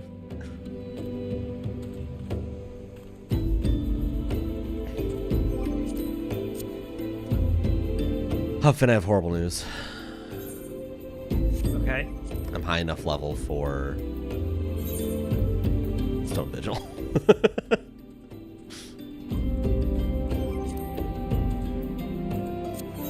You know, a part of me was hoping that you were just gonna stop at I'm high enough. I don't know if I've mentioned it to you.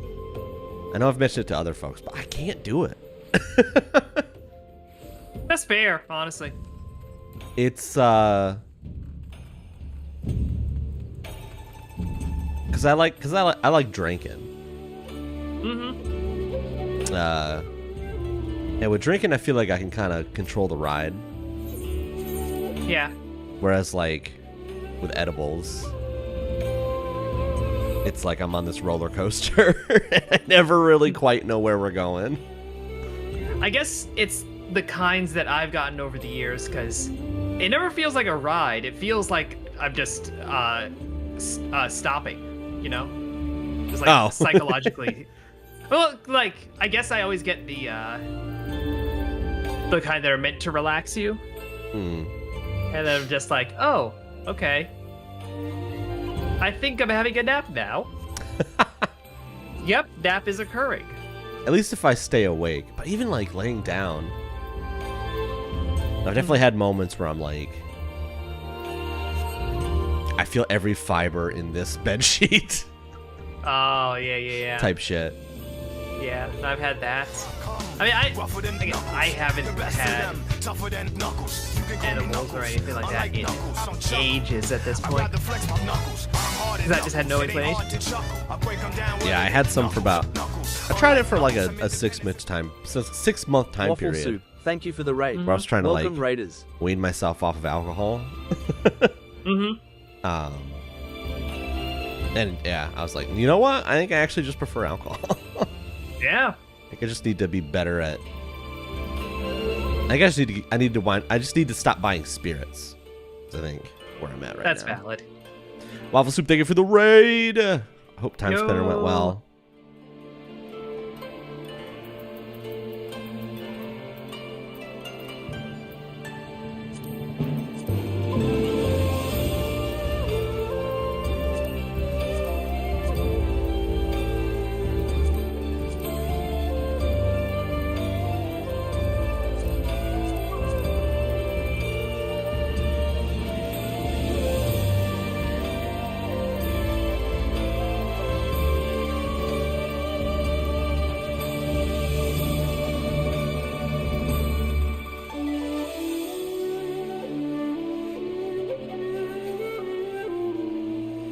Oh, snap.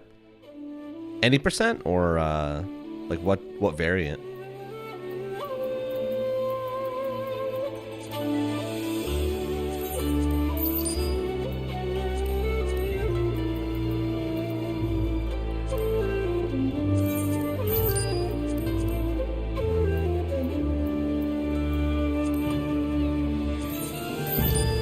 New game plus glitchless. Oh, okay. Glitchless is always pretty cool to watch.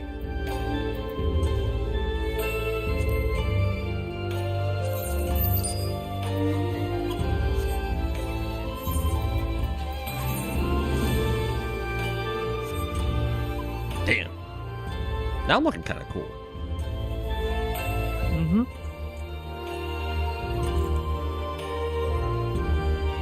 The Buccaneer vibe.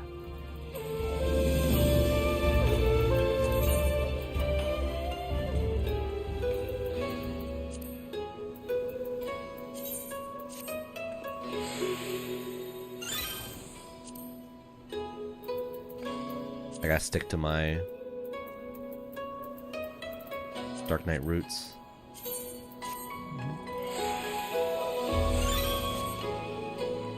There we are.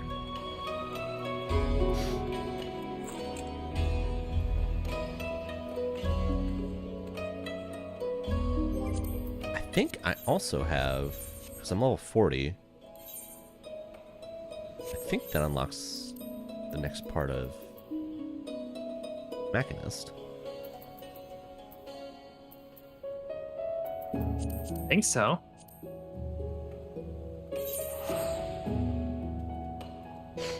I think it's 30, 40, 50.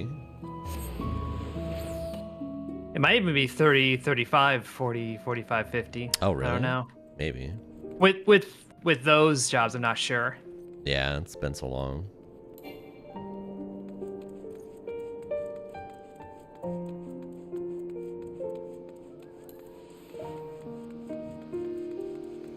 Steel tortoise.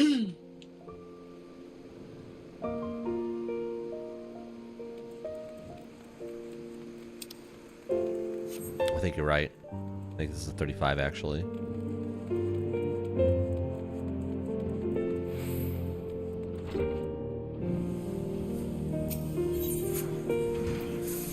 I've been without heat blast. Oof.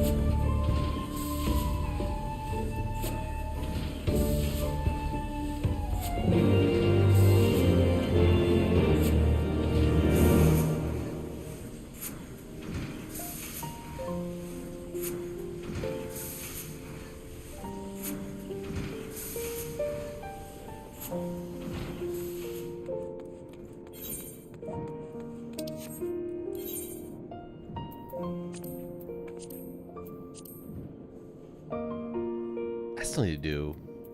I keep forgetting that I have Void Arc in my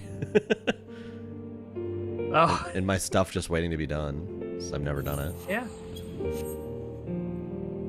So I was working on it when Dawn Trail came out.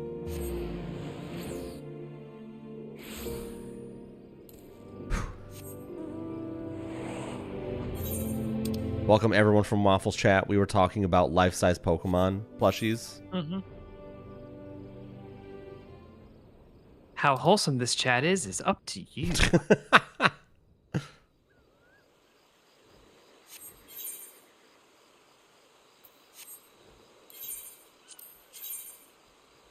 Oh, it's over here.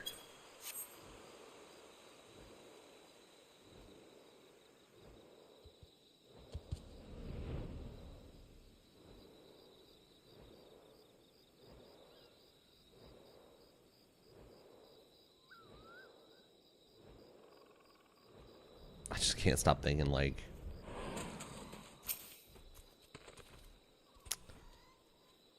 Oh, it'd be really fun. It'd be a really funny gag gift. To just... It's so expensive, though.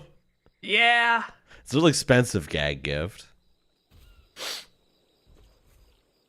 Yeah, Lucario and Gardevoir back-to-back. We mentioned... Yeah, we were talking about that earlier, how that is an inspired 1-2 punch.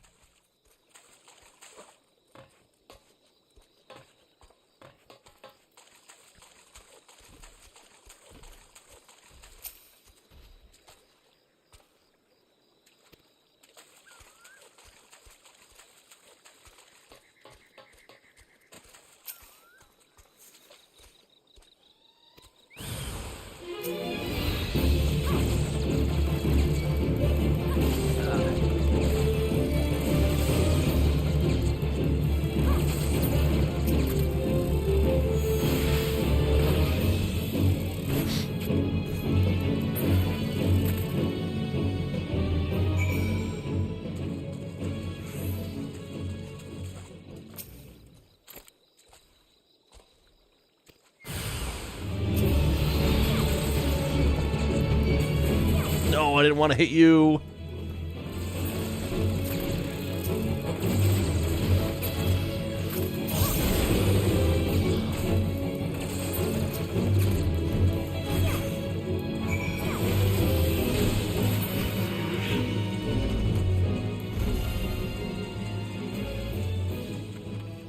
The Snorlax beanbag? Yeah.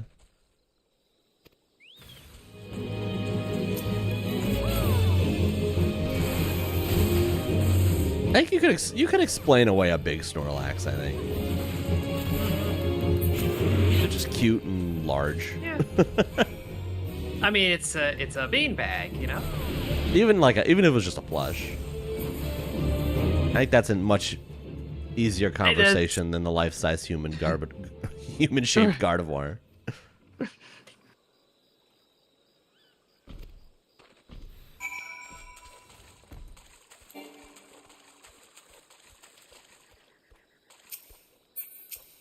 Hello?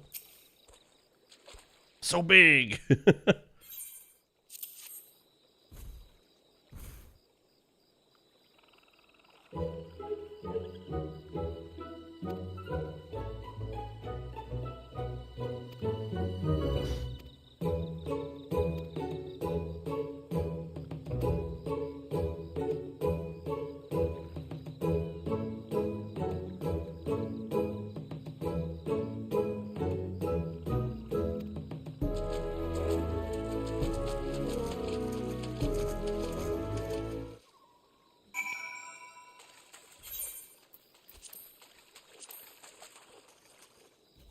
That's the tier list we need. How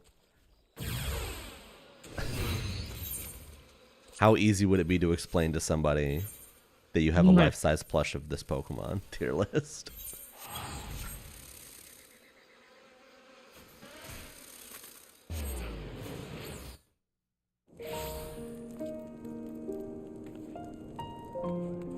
Obviously, Pikachu is the easiest one, because everyone knows what a Pikachu is. How big is a Pikachu, though? I guess Pikachu's not super big. Yeah, I don't think it's that big. Thinking of that, like, next to Ash. Not like Ash is super tall. Mm-hmm.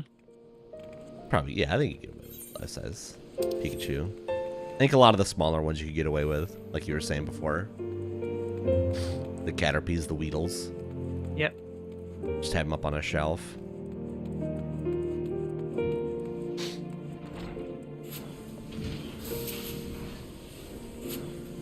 Like I have a plush of the Hollow Knight Shade, and there's nothing saying that isn't life size. They're bugs. Yeah, who's to say? Yeah. Nevik.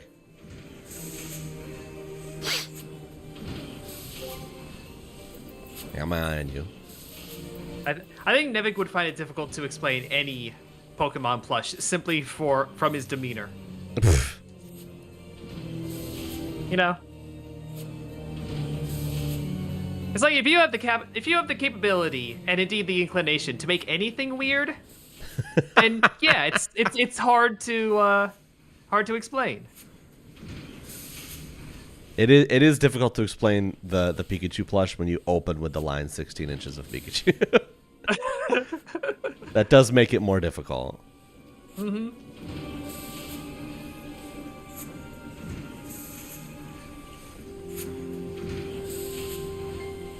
Because, I mean, at the end of the day, that makes it sound either sexual or like a sub sandwich. God, I wish there was a good sub place in my area, in Syracuse.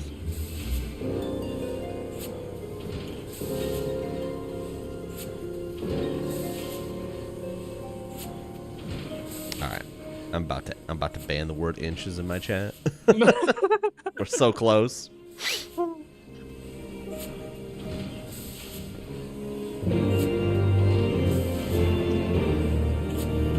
Yeah, I think there's probably some decent subs in my area, but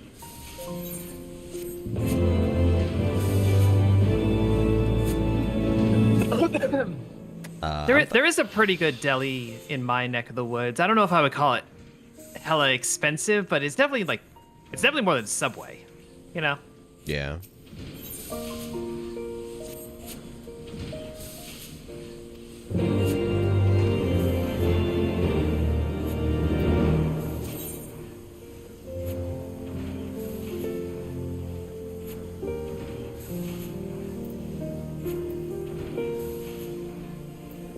Oh, Mr. Sub, that's the name. Okay, actually, that doesn't seem like a very good Simpsons joke to make in the context of the conversations we've been having. I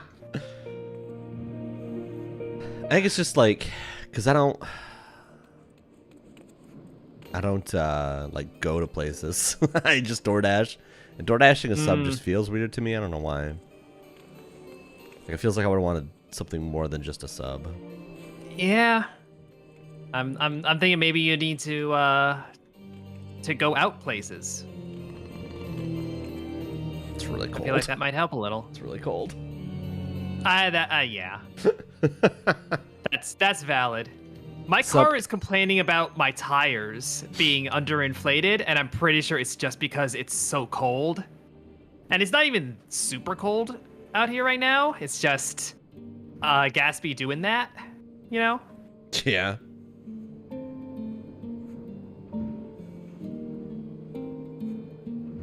I gotta take a stretch break. Mm-hmm. We'll continue the sub discussion.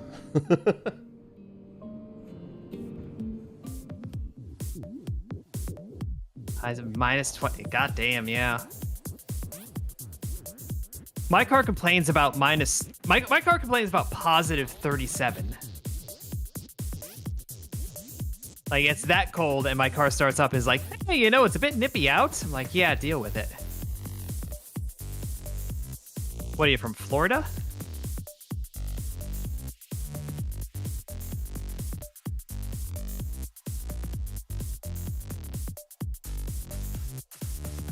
Just get my ass a Midwesterner car.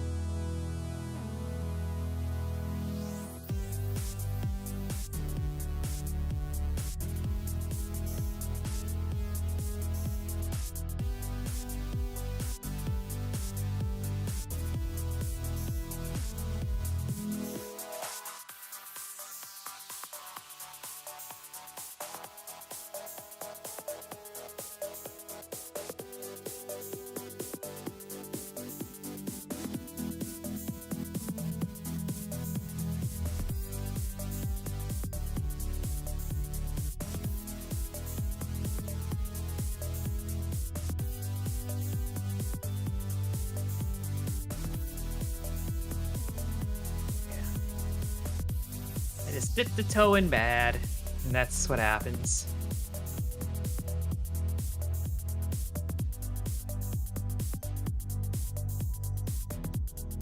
But whatever.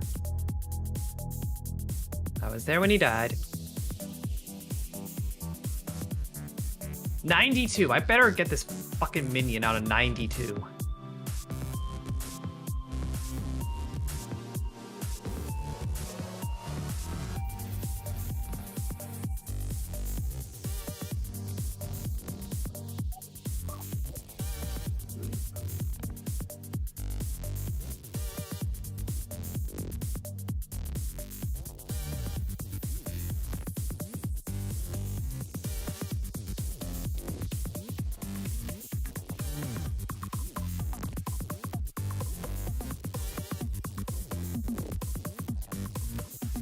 I didn't get a minion on a 92. That's brutal. Someone rolled a 99. Come on.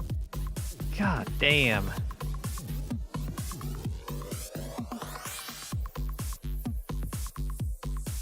I did get a sheet music though, so I can redeem that, but... Urgh.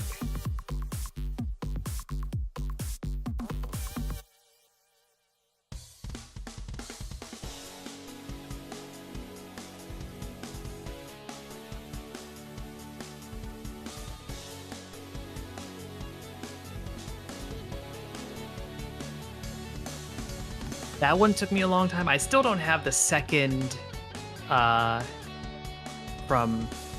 Endwalker, the Middle Alliance raid. Never got it.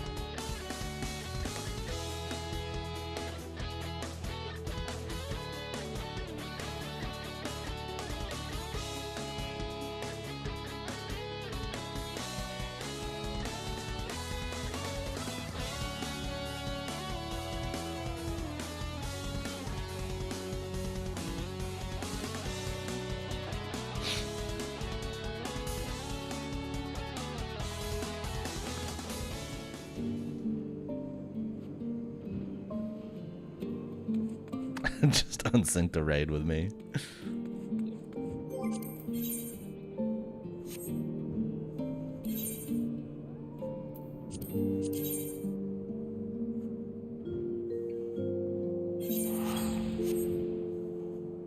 It's not like it's like a sandwich place that's by my house, my apartment.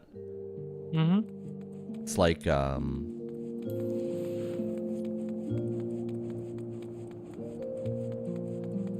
couple blocks that I've never gone in. Yeah. Because it's not a chain, and my brain is just hard with like non-chain places. I'm just always assume that I'm gonna walk in and like fuck something up. You'll be fine. What if I just want my food to go? What if it's a sit-down place? Then when the person asks how many are in your party, you just ask them, can I take this to go? Oh, what if they say no and I have to leave? Then you leave and the interaction has ended. But then it's gonna ruin my entire day off, man.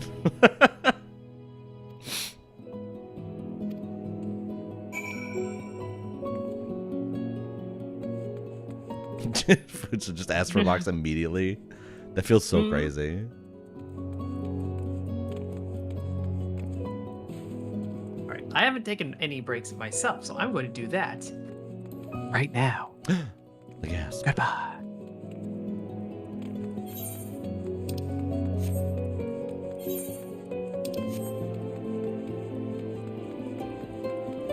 I don't mind ordering DoorDash from places, but I always just feel weird. Yeah, I just feel weird with unless there's like exceptions. Like if your storefront is all windows, I sometimes feel better about it. Like if I could just see in without going in.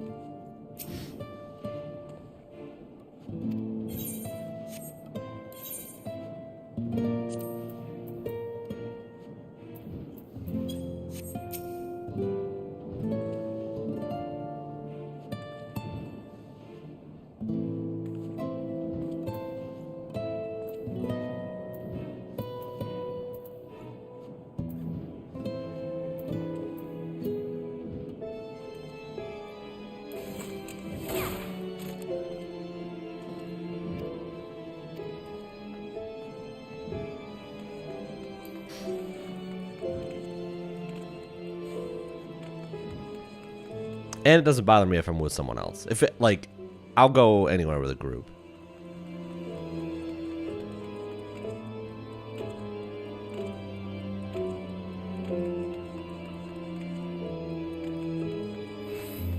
I just always feel weird going to a non-fast food place solo.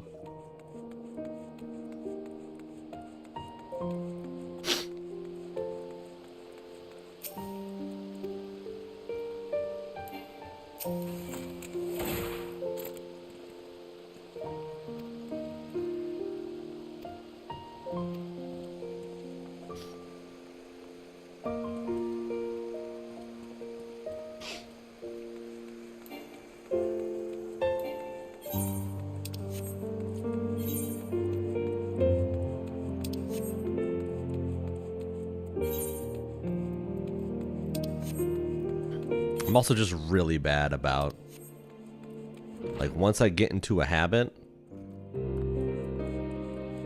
it's really difficult for me to break from it. Once I have the faves in an area, I'm like, well, I'll just order from one of my places I always order from.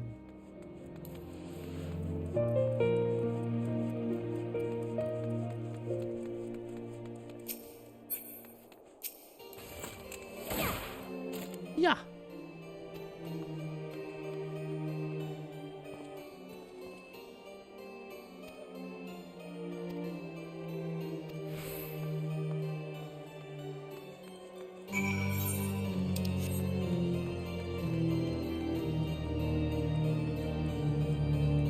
I'm sort of thinking I need to get a one of those desktop seltzer maker things.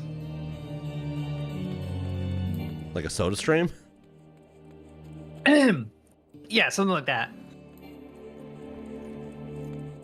What you trying to carbonate?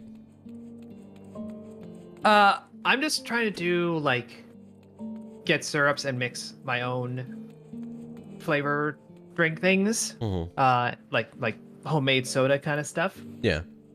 But if you just buy club soda, it goes flat so fucking fast. Yeah, club soda is also like super fucking crazy carbonated. Yeah. Compared to like even a soda, I think. Like a normal soda. Well,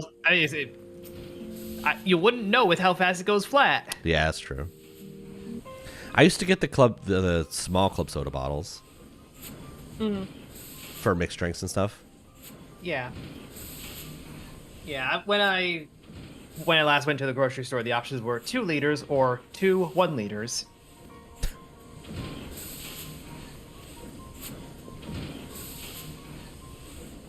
Or like a pack of like a soda box sleeve thing, so like 12-ounce cans or whatever. Yeah. And like that is appropriate for just mixing my own soda, but then trying to use club soda as a mixer, like that's too much for a mixer. So I'm like, oh yeah. Whereas I feel like if I just had a soda streamer or something like that, I could just pump the correct amount.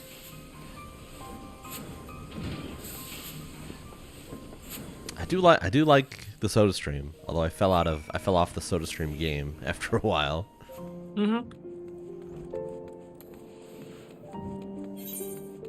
I don't know if you have a Best Buy nearby, but at least when I was doing it,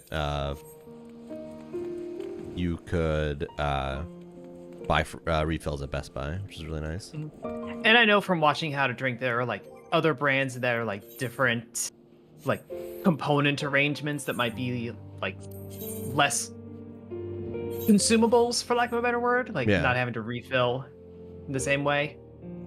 But I haven't really looked into them.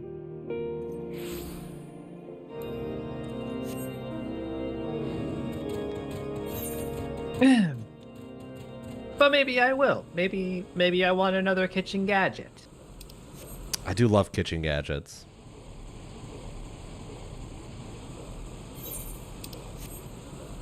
Unfortunately. I already have a bit too much gadget for the size of my kitchen, but I have to admit that a fair part of that is because I have my liquor collection just on the counter and not like on a liquor shelf or anything. Oh yeah. So that's like a lot of counter space. Not like a lot, but a lot. All my counter space right now is taken up by air fryer that I should use more often, and a dishwasher, countertop dishwasher, which I do use quite often.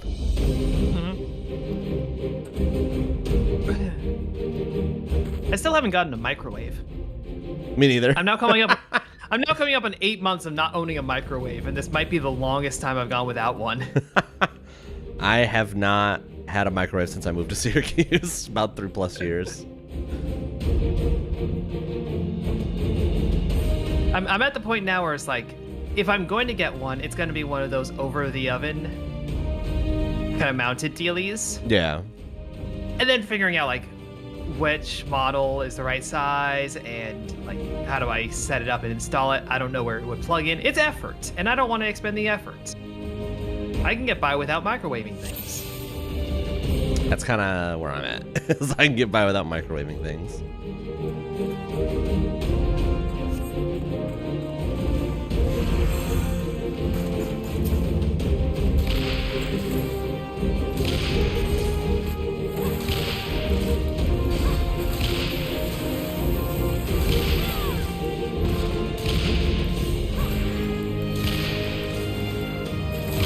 Unstoppable wyvern.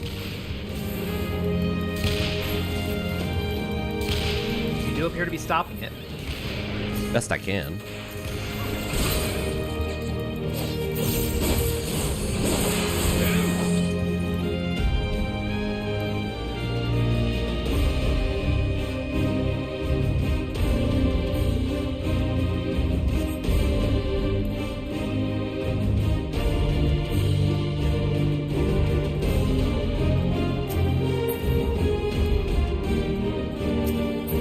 Can't run.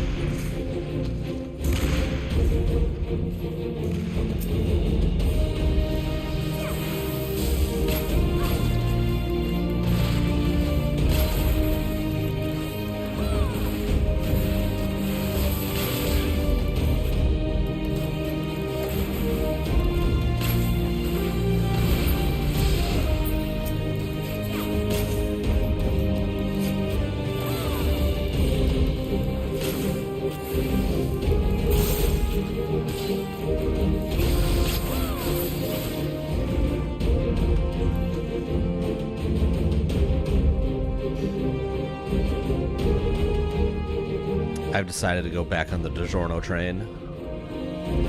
Okay. Oh, what the fuck? When did these guys spawn? Why do I still not have run?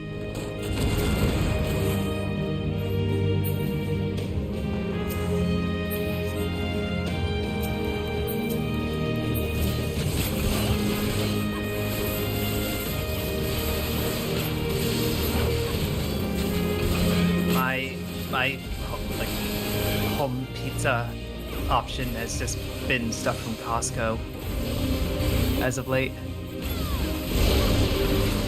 Any particular brands? Or just the whichever Costco brand? Like Kirkland? No, it's the like I think they call it Detroit style or something like that. I don't know. It's square and it's slightly deep dish. And I can feel my arteries giving up as I eat it. So you know it's good. Little Caesars has a Detroit style. I don't know how much faith I would put in Little Caesars' opinion of what a pizza is, but yeah, it does sound like that. I don't know how much trust I have in Little Caesar's idea of what Detroit is. Little Caesar's like Caesar is from Greece. That's true. Man's never heard of Detroit.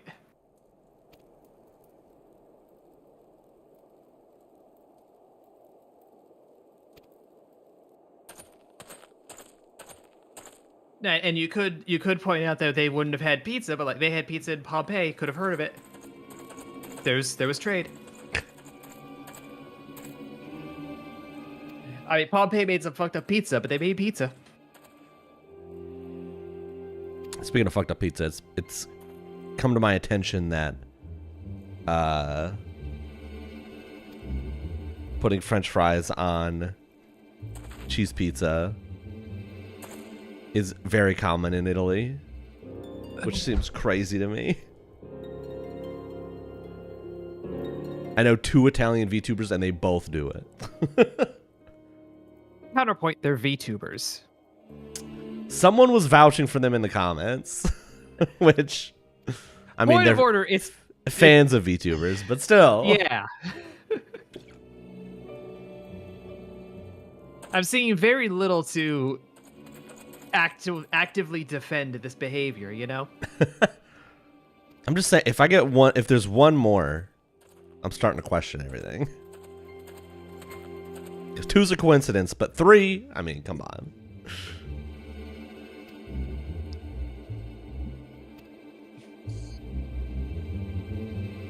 All this said, what is the region of the U.S. again that puts chips on sandwiches? I don't know. TikTok? Like... No, this was a thing I remember hearing in my youth. Same. I didn't know if it was a regional thing. I thought it was just some people really liked it. I know people in my area did it. I feel like it was a northeastern thing, but like slightly more narrow. Somewhere specific I certainly didn't kicked do it it off. Yeah, I didn't do it Yeah. either. Chips and sandwiches just seems so crazy to me. They're like, you like the crunch? And I'm like, I don't really want my sandwich That's why to you toast the crunch. bread. If you want that, you toast the bread. Yeah. That's the point of bread. I was gonna say that's the point of bread. That's not the point of bread.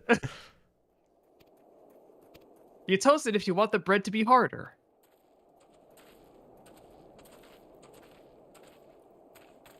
I also just like, I was a big fan of combining stuff in general. Like, I don't even like the whole French fries and the Frosty thing. Yeah, but I mean, I don't go I don't go to Wendy's often enough, let alone get Frosties. I've not established an opinion on the subject.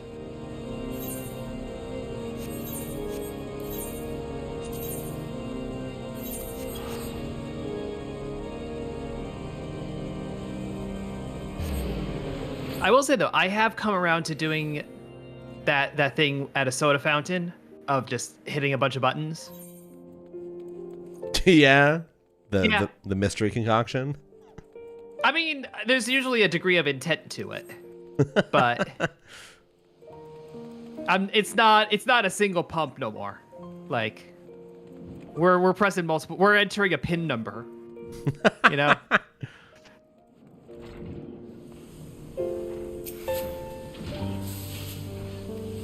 Which almost feels like it could be some stupid video game puzzle of like Figure out how Fenn's drink order.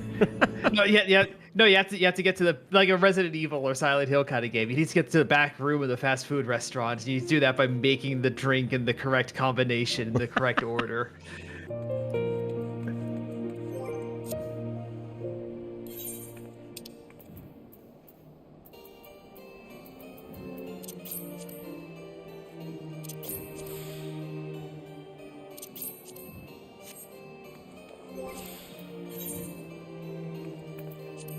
All right. Do Stone Vigil, then probably call it a day. That's fair. I'm just gonna keep racing chocobos.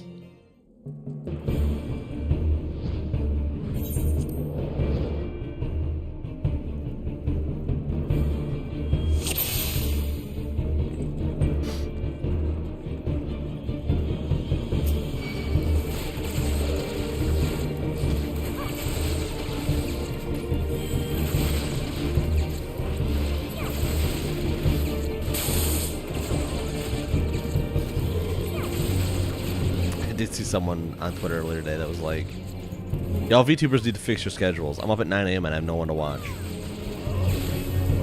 Because all the people I like wake up at 9 p.m.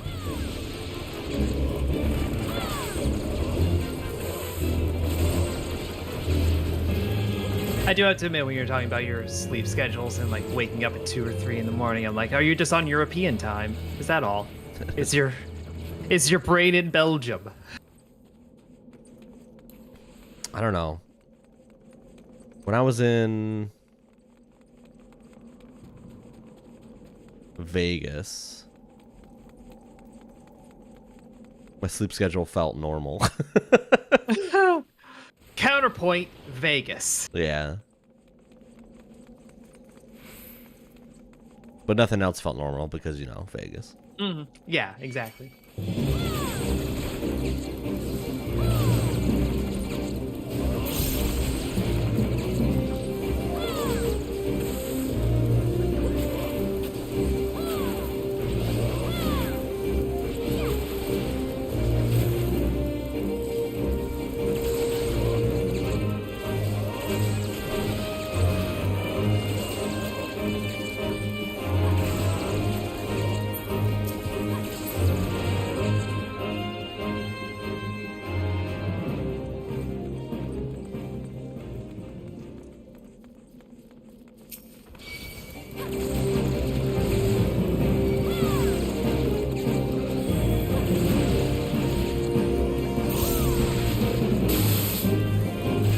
I think the hardest thing is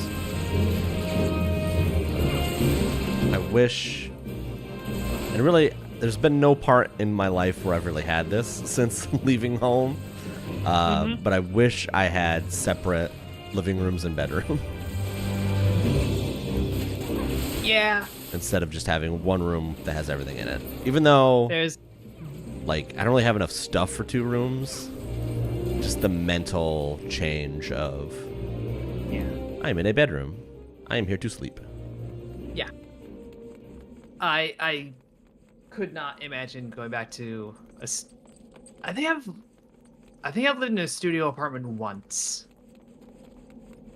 I managed to luck into a 1-bedroom in college, and then just like living in cheaper regions, or having a roommate.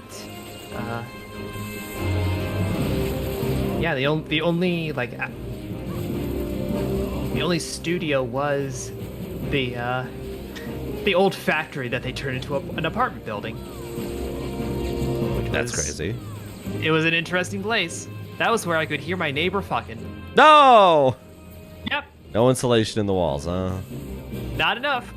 Not enough.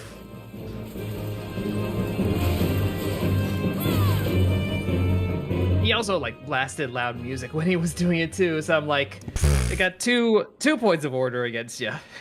I was more annoyed with the loud music. He's like, surely this will cover it up and no one will know. It's like spraying. It's like spraying perfume in the bathroom after you've Oh, ass on a date. changed everything.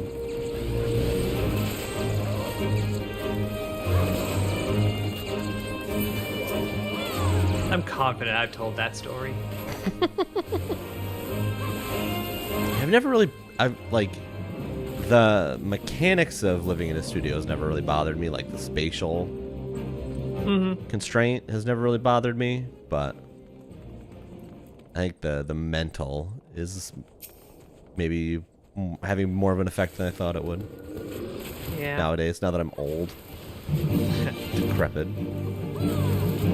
Well, and I can imagine because like I tend to pace and wander a lot, and so being able to do that in the house and just like go from room to room, I don't know that it's helping me because I don't know why mentally I do it, but I only pace when I'm on the phone.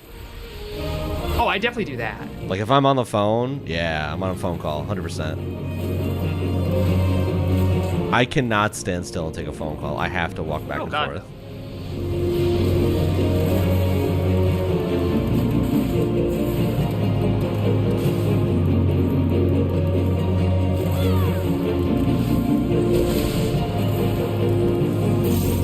I will find myself just literally wandering around the house for no reason.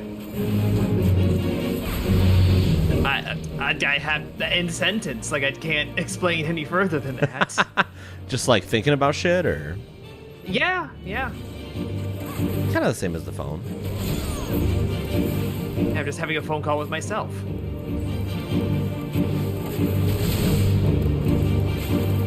Pretty much. I need to not be in front of this fucking guy. He just fired my ass.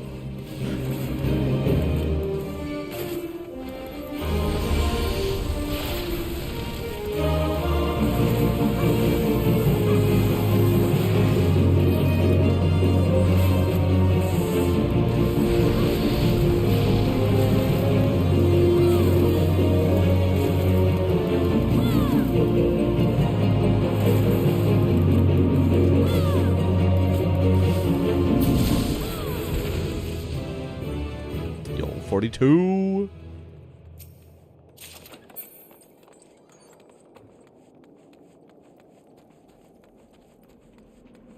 So close. I'm so close to unlocking the real part of the game.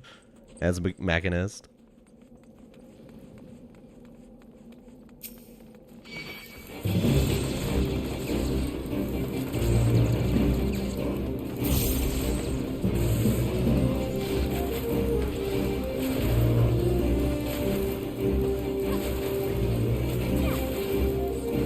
No, don't say Crystal Tower.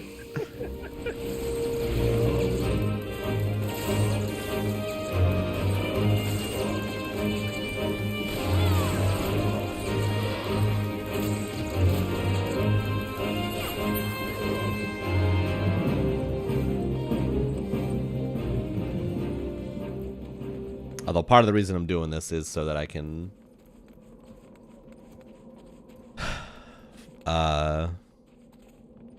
do more roulettes and stuff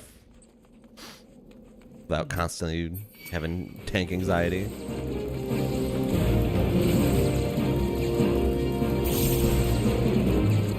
As much as I like to tank.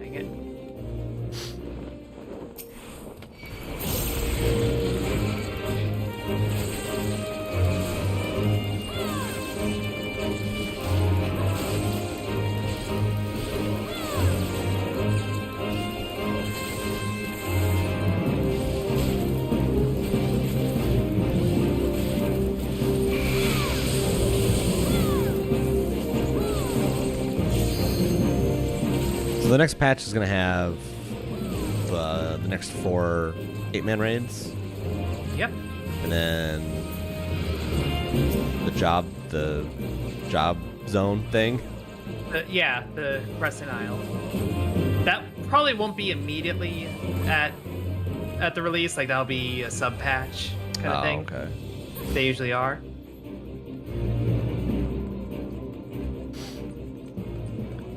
But, somewhere in that series. Yeah.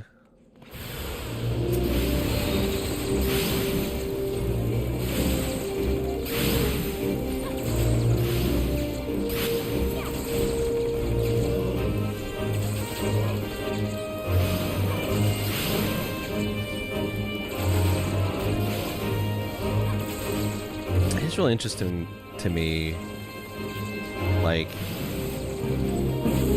not that MMOs are super popular right now, but it is interesting to me that I feel like it's pretty safe to say that 14 is very successful. Yeah. But I still feel like no one's really ripped off the cross hotbar stuff. I guess because MMOs are such a PC-focused genre. Yeah, but I feel like That's what makes 14 so special is that it's Mm-hmm. So easily consolable. But I guess, with it being a more niche genre, there's not much interest in making a game that takes advantage of that. And WoW has no need to. They're solidly in first place. Oh, so. yeah. WoW doesn't need to worry about shit. Mm-hmm. Especially with that last expansion, which like everyone loved. They were on a string of like kind of meh expansions for a while, but I think the last two were really well received, so I think they're kind of cooking again. Yeah.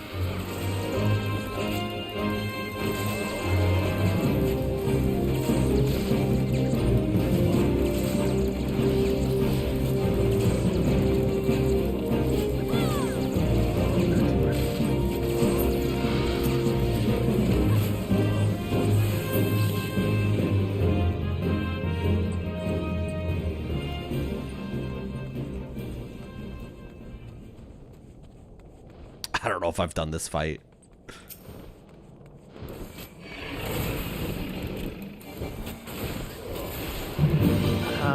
I mean, that is the like most altered fight when they revamped this. So maybe you haven't. I don't think I have, because I don't remember this fight. I don't remember this arena. This arena looks so different. Mm-hmm.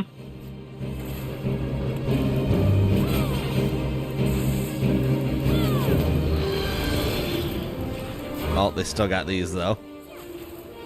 I assume they're just gonna move towards. Yeah.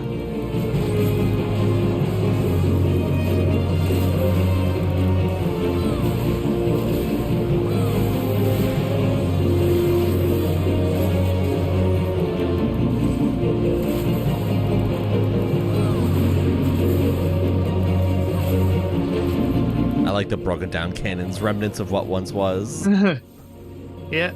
If you know, you know.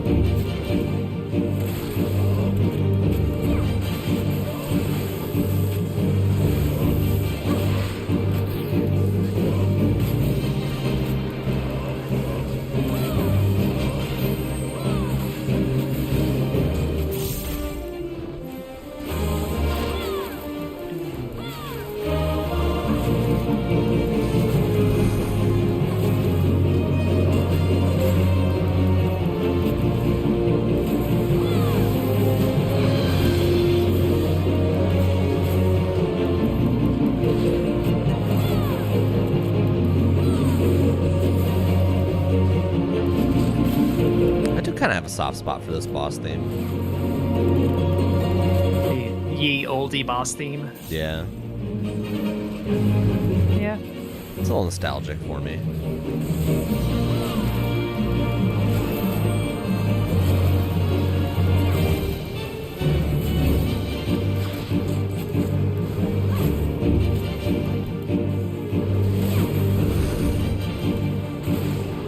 How long it's been since you've gone through these areas as a fresh-faced adventurer it would be fairly nostalgic.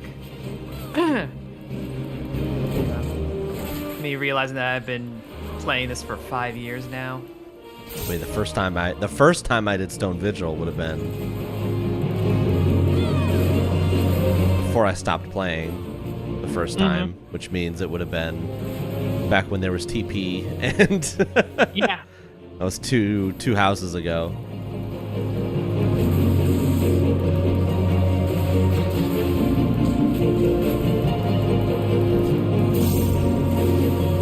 Like sometimes things evoke a nostalgic feel from the aesthetics and the vibes that they give off, and sometimes it just really was that long ago. Yeah.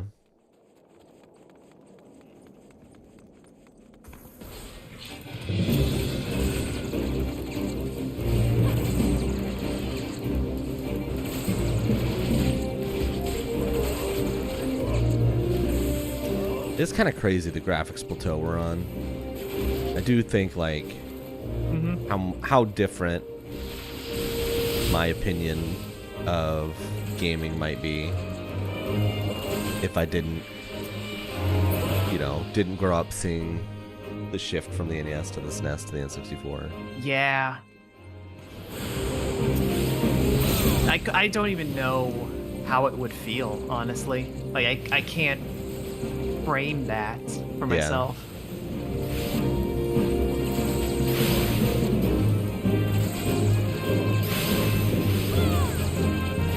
This thought of, like, games have always looked a certain baseline level and, like, behaved at a certain baseline level. Like, you don't even have the experimentation of genre and gameplay. Like, people didn't know what the fuck they were doing in the NES days. No, absolutely not.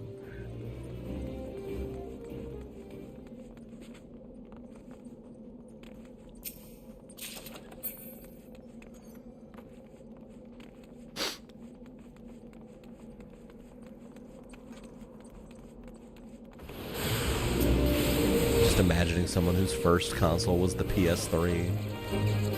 Yeah.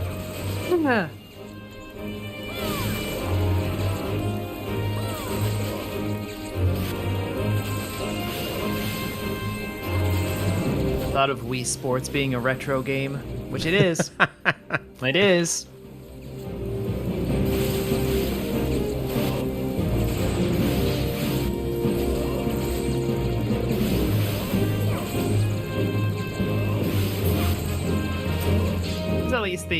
The upside of indie games that maintain that as an aesthetic and like keep the feel alive that can be what a game is. For sure. Even though they are more refined and more powerful and all that, but that is one thing I did like about the couple games I played at UFO 50. I was like, this shit feels old. Yeah. And not like old as an aesthetic, like old. Oh yeah. Oh yeah. I kind of appreciate that.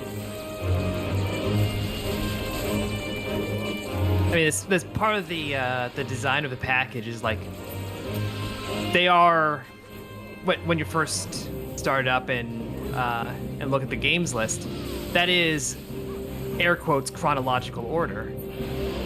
So like the first games on that list, they're gonna feel old as shit. Yeah, those are the ones I played. Yeah.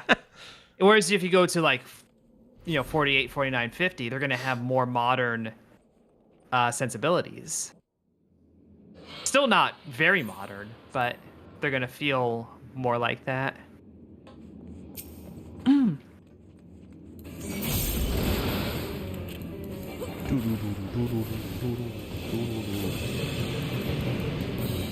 remember how stressed out I was the first time I fought this.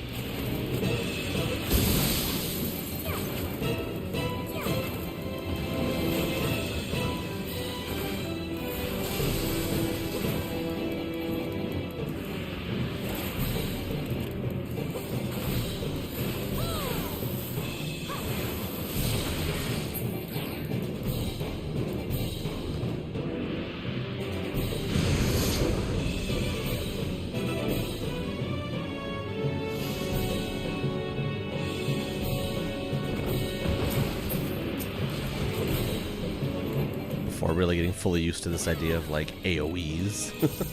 Mm-hmm. Especially ones that aren't just the orange circle.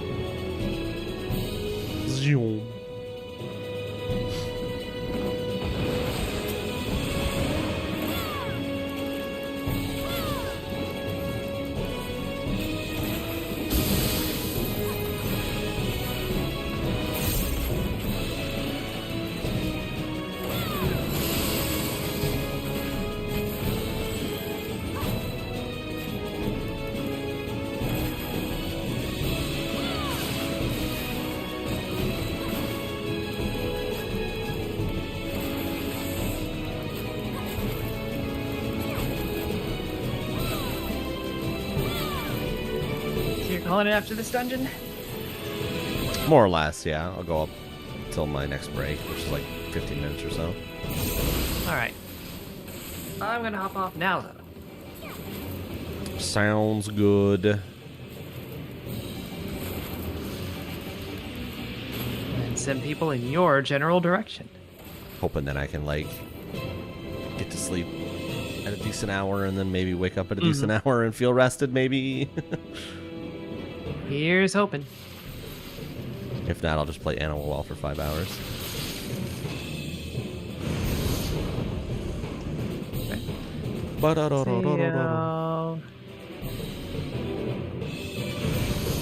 Raid has occurred. Gasp. But what about our shared chat? I assume that goes away because I closed the window.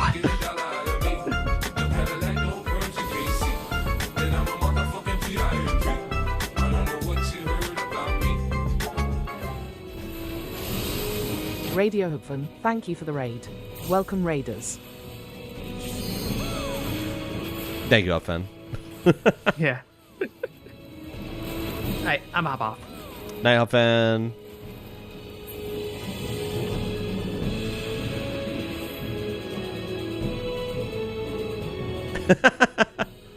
I figured it was going to take a second.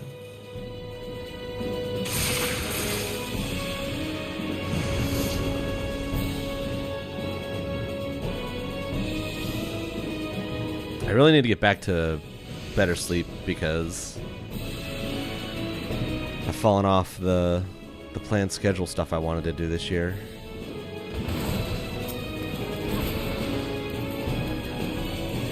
Because I'm spending so much of my time just groggy and drowsy.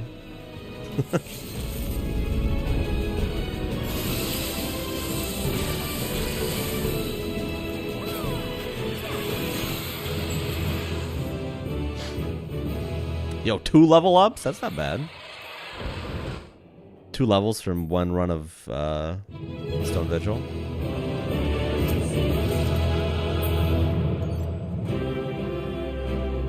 Droogy? What about Droopy? Oh, Clockwork Orange. I had to pick up stuff. Is that right? Yeah. Ooh, okay. Ooh, I like the blue in this. I cannot dye it, though. Unfortunate.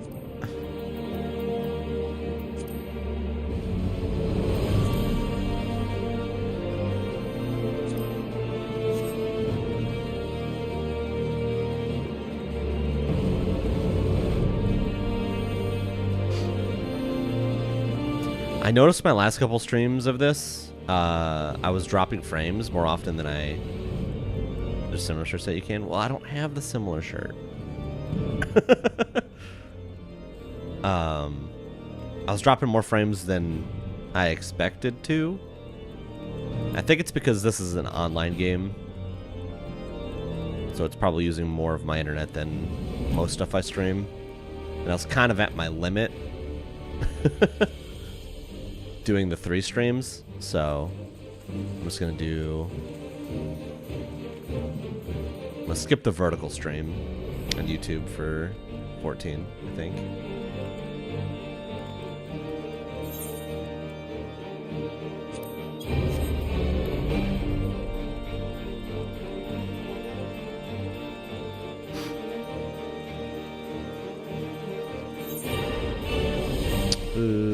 Mender.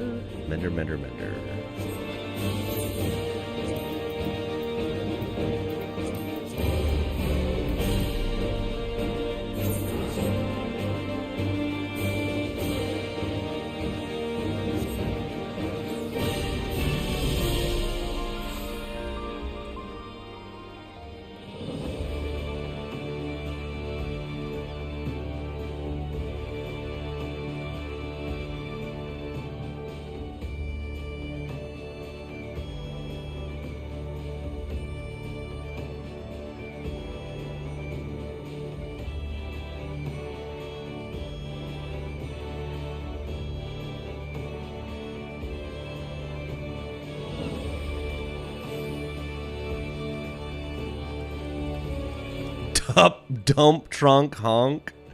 That is an insane name. Amaretto sour is also very good.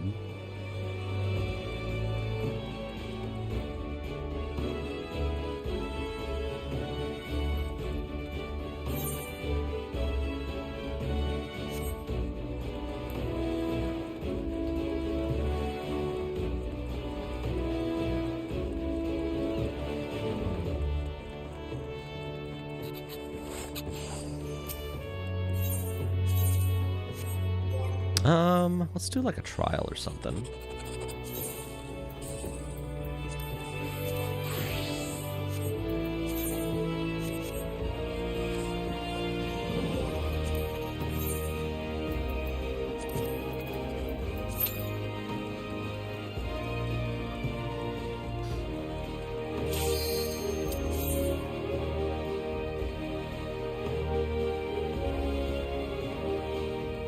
I got time for a trial roulette before I close down.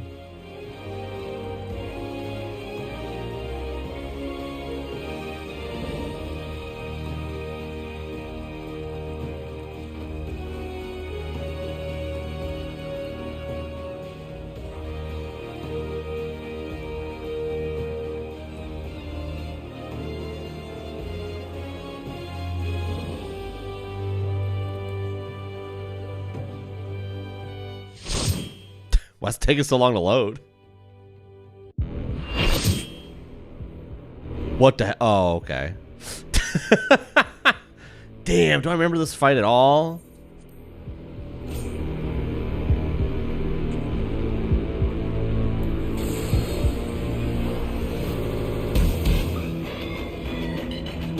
This fucking battle theme's so good.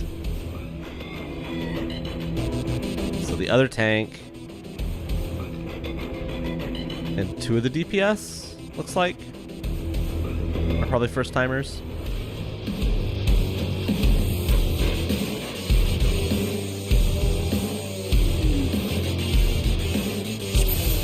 I don't think I've done this with a group before. Oh, wait, no, it'd be a trial. I would have had to have. I'm new, same.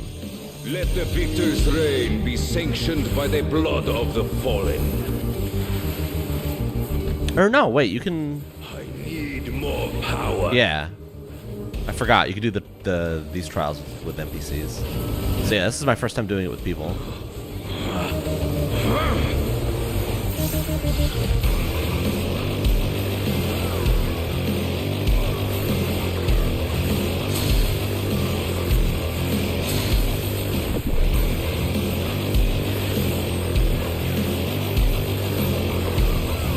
I remember this fight being kind of nuts. More! I need more!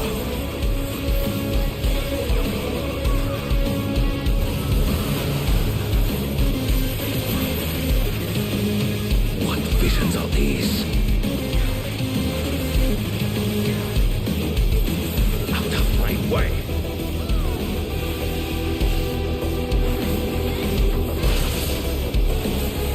Is this my weakness given shape? Yeah, don't they like... Yeah, they become aliens.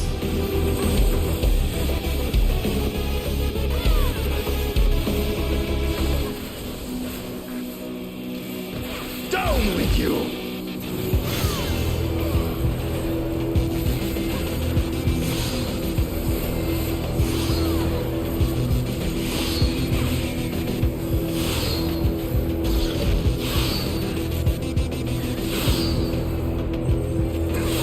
Oh, I'm dumb. Oh, that got a lot of people. Got one of our healers. No limits will bind me!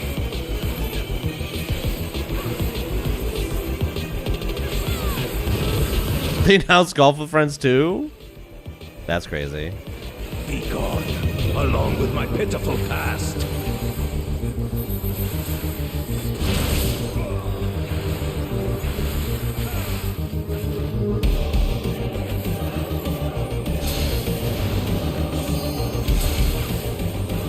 That's brutal. That's a brutal sequence.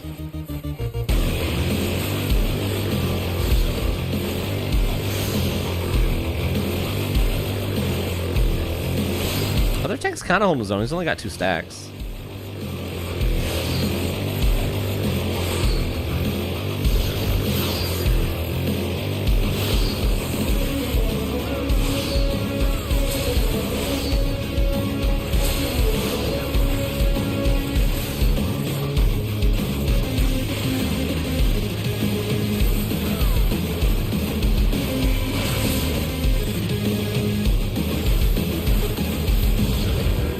Golf Grimes too.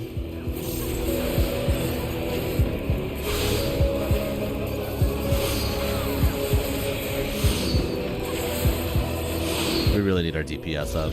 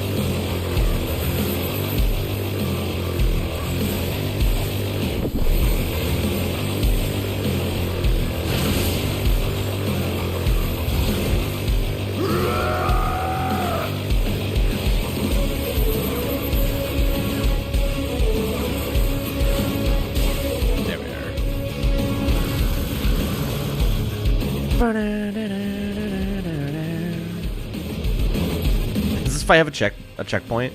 I hope it does.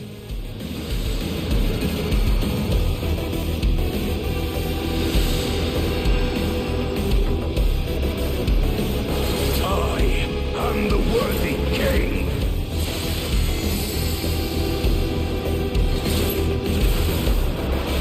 There is no miracle.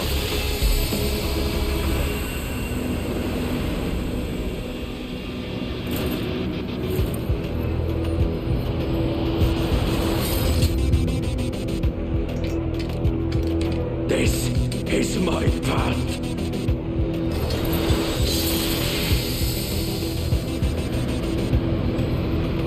He's too far gone, chat. Only in myself.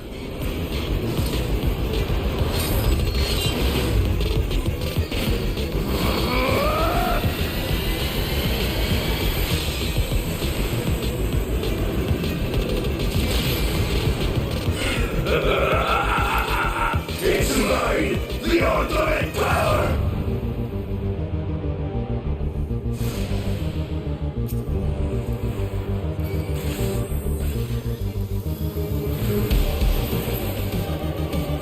This power. Now the real fight begins.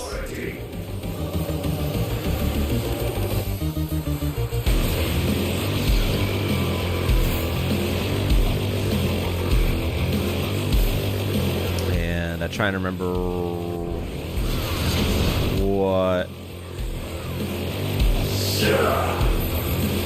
we do here.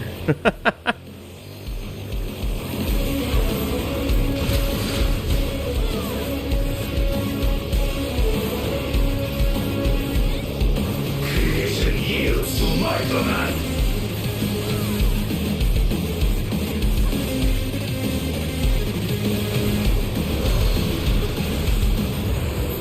Right. I forgot he does this.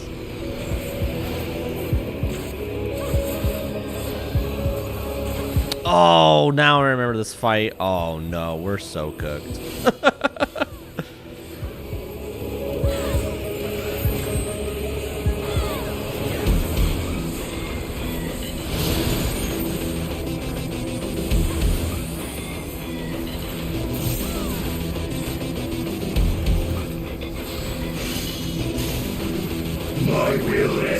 lives within reality.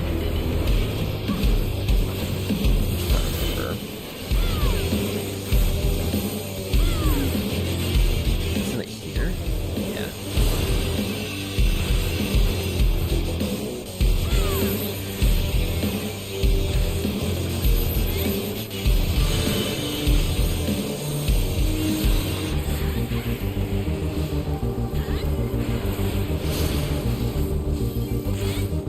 Mine is the path.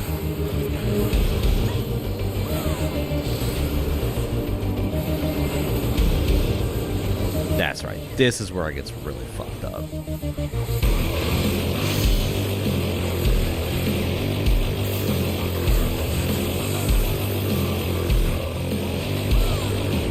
Is it here, I think?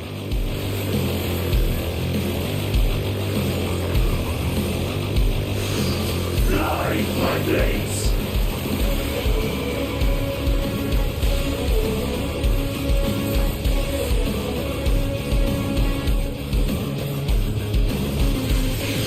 All is mine to make and unmake.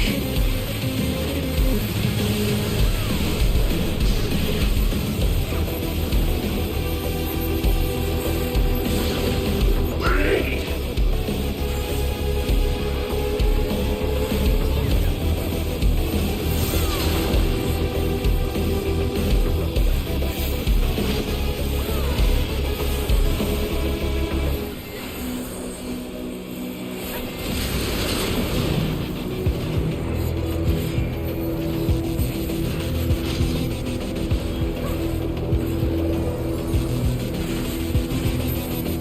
I'm an idiot.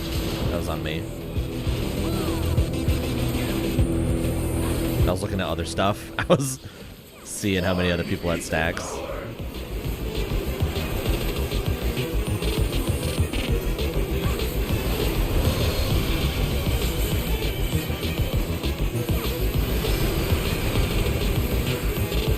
All right, here's where it gets really bad. Mine is the path.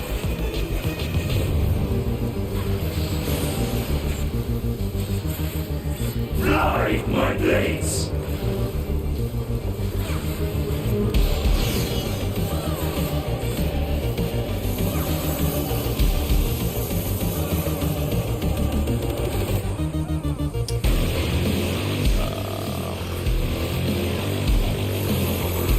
I think this is safe. Was.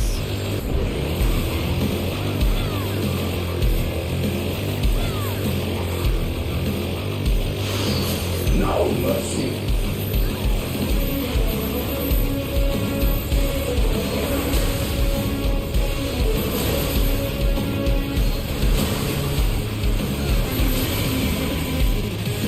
Jesus Christ. I killed all of our DPS.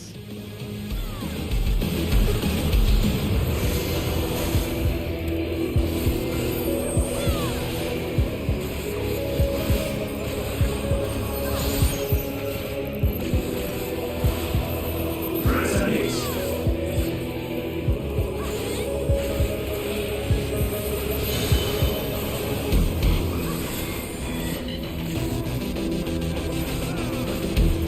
Shit.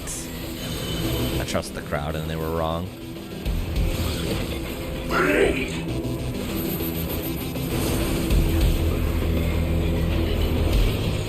I'm an idiot. That one's on me. No mercy. Oh boy.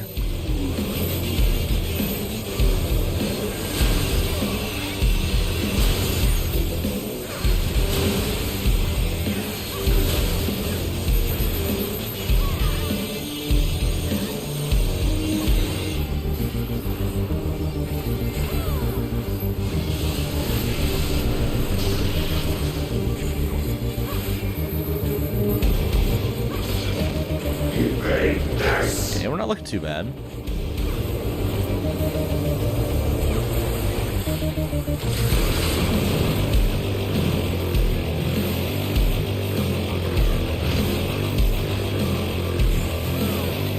This one's far.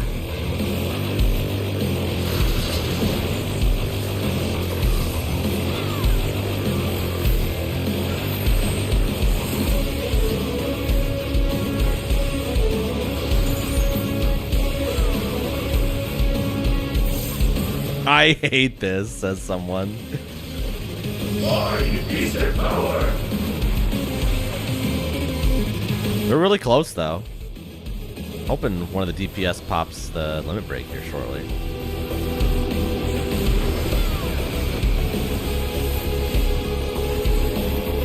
Mine is the path.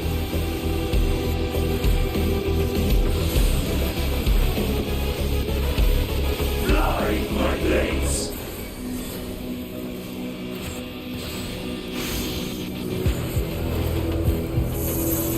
It's always the ones I'm not looking at, which is super annoying. I think this is safe. Oh wait, no, it's not. Fuck. Phew. Thought I moved.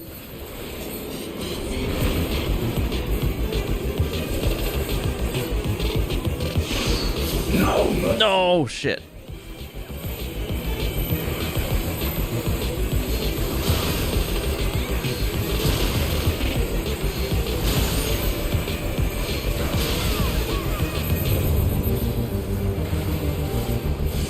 Alright, no one's gonna pop limit break, I guess.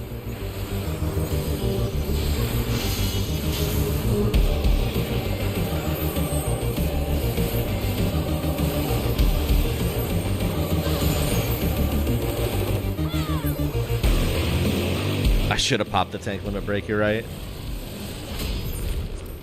Whew. I don't know why no one popped the limit break. Hey, look at that. We helped 3 people get through that fight. We were good Samaritans on this day. I'm impressed we didn't fail. That fight is really freaking hard.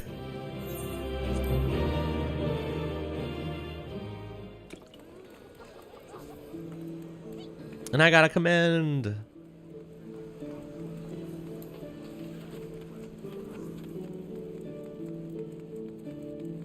Yeah, second phase is really hard.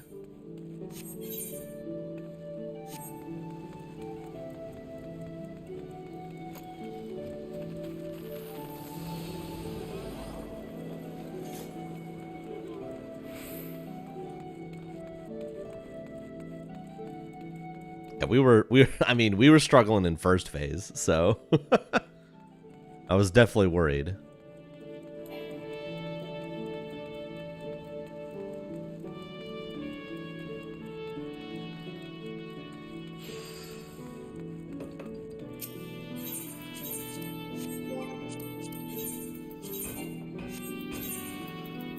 Go back to Machinist.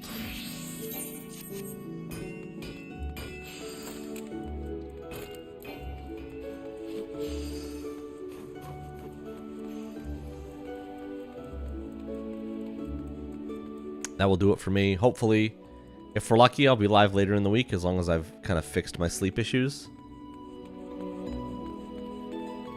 And if I'm not live within the rest of the week, assume that I have not fixed my sleep issues.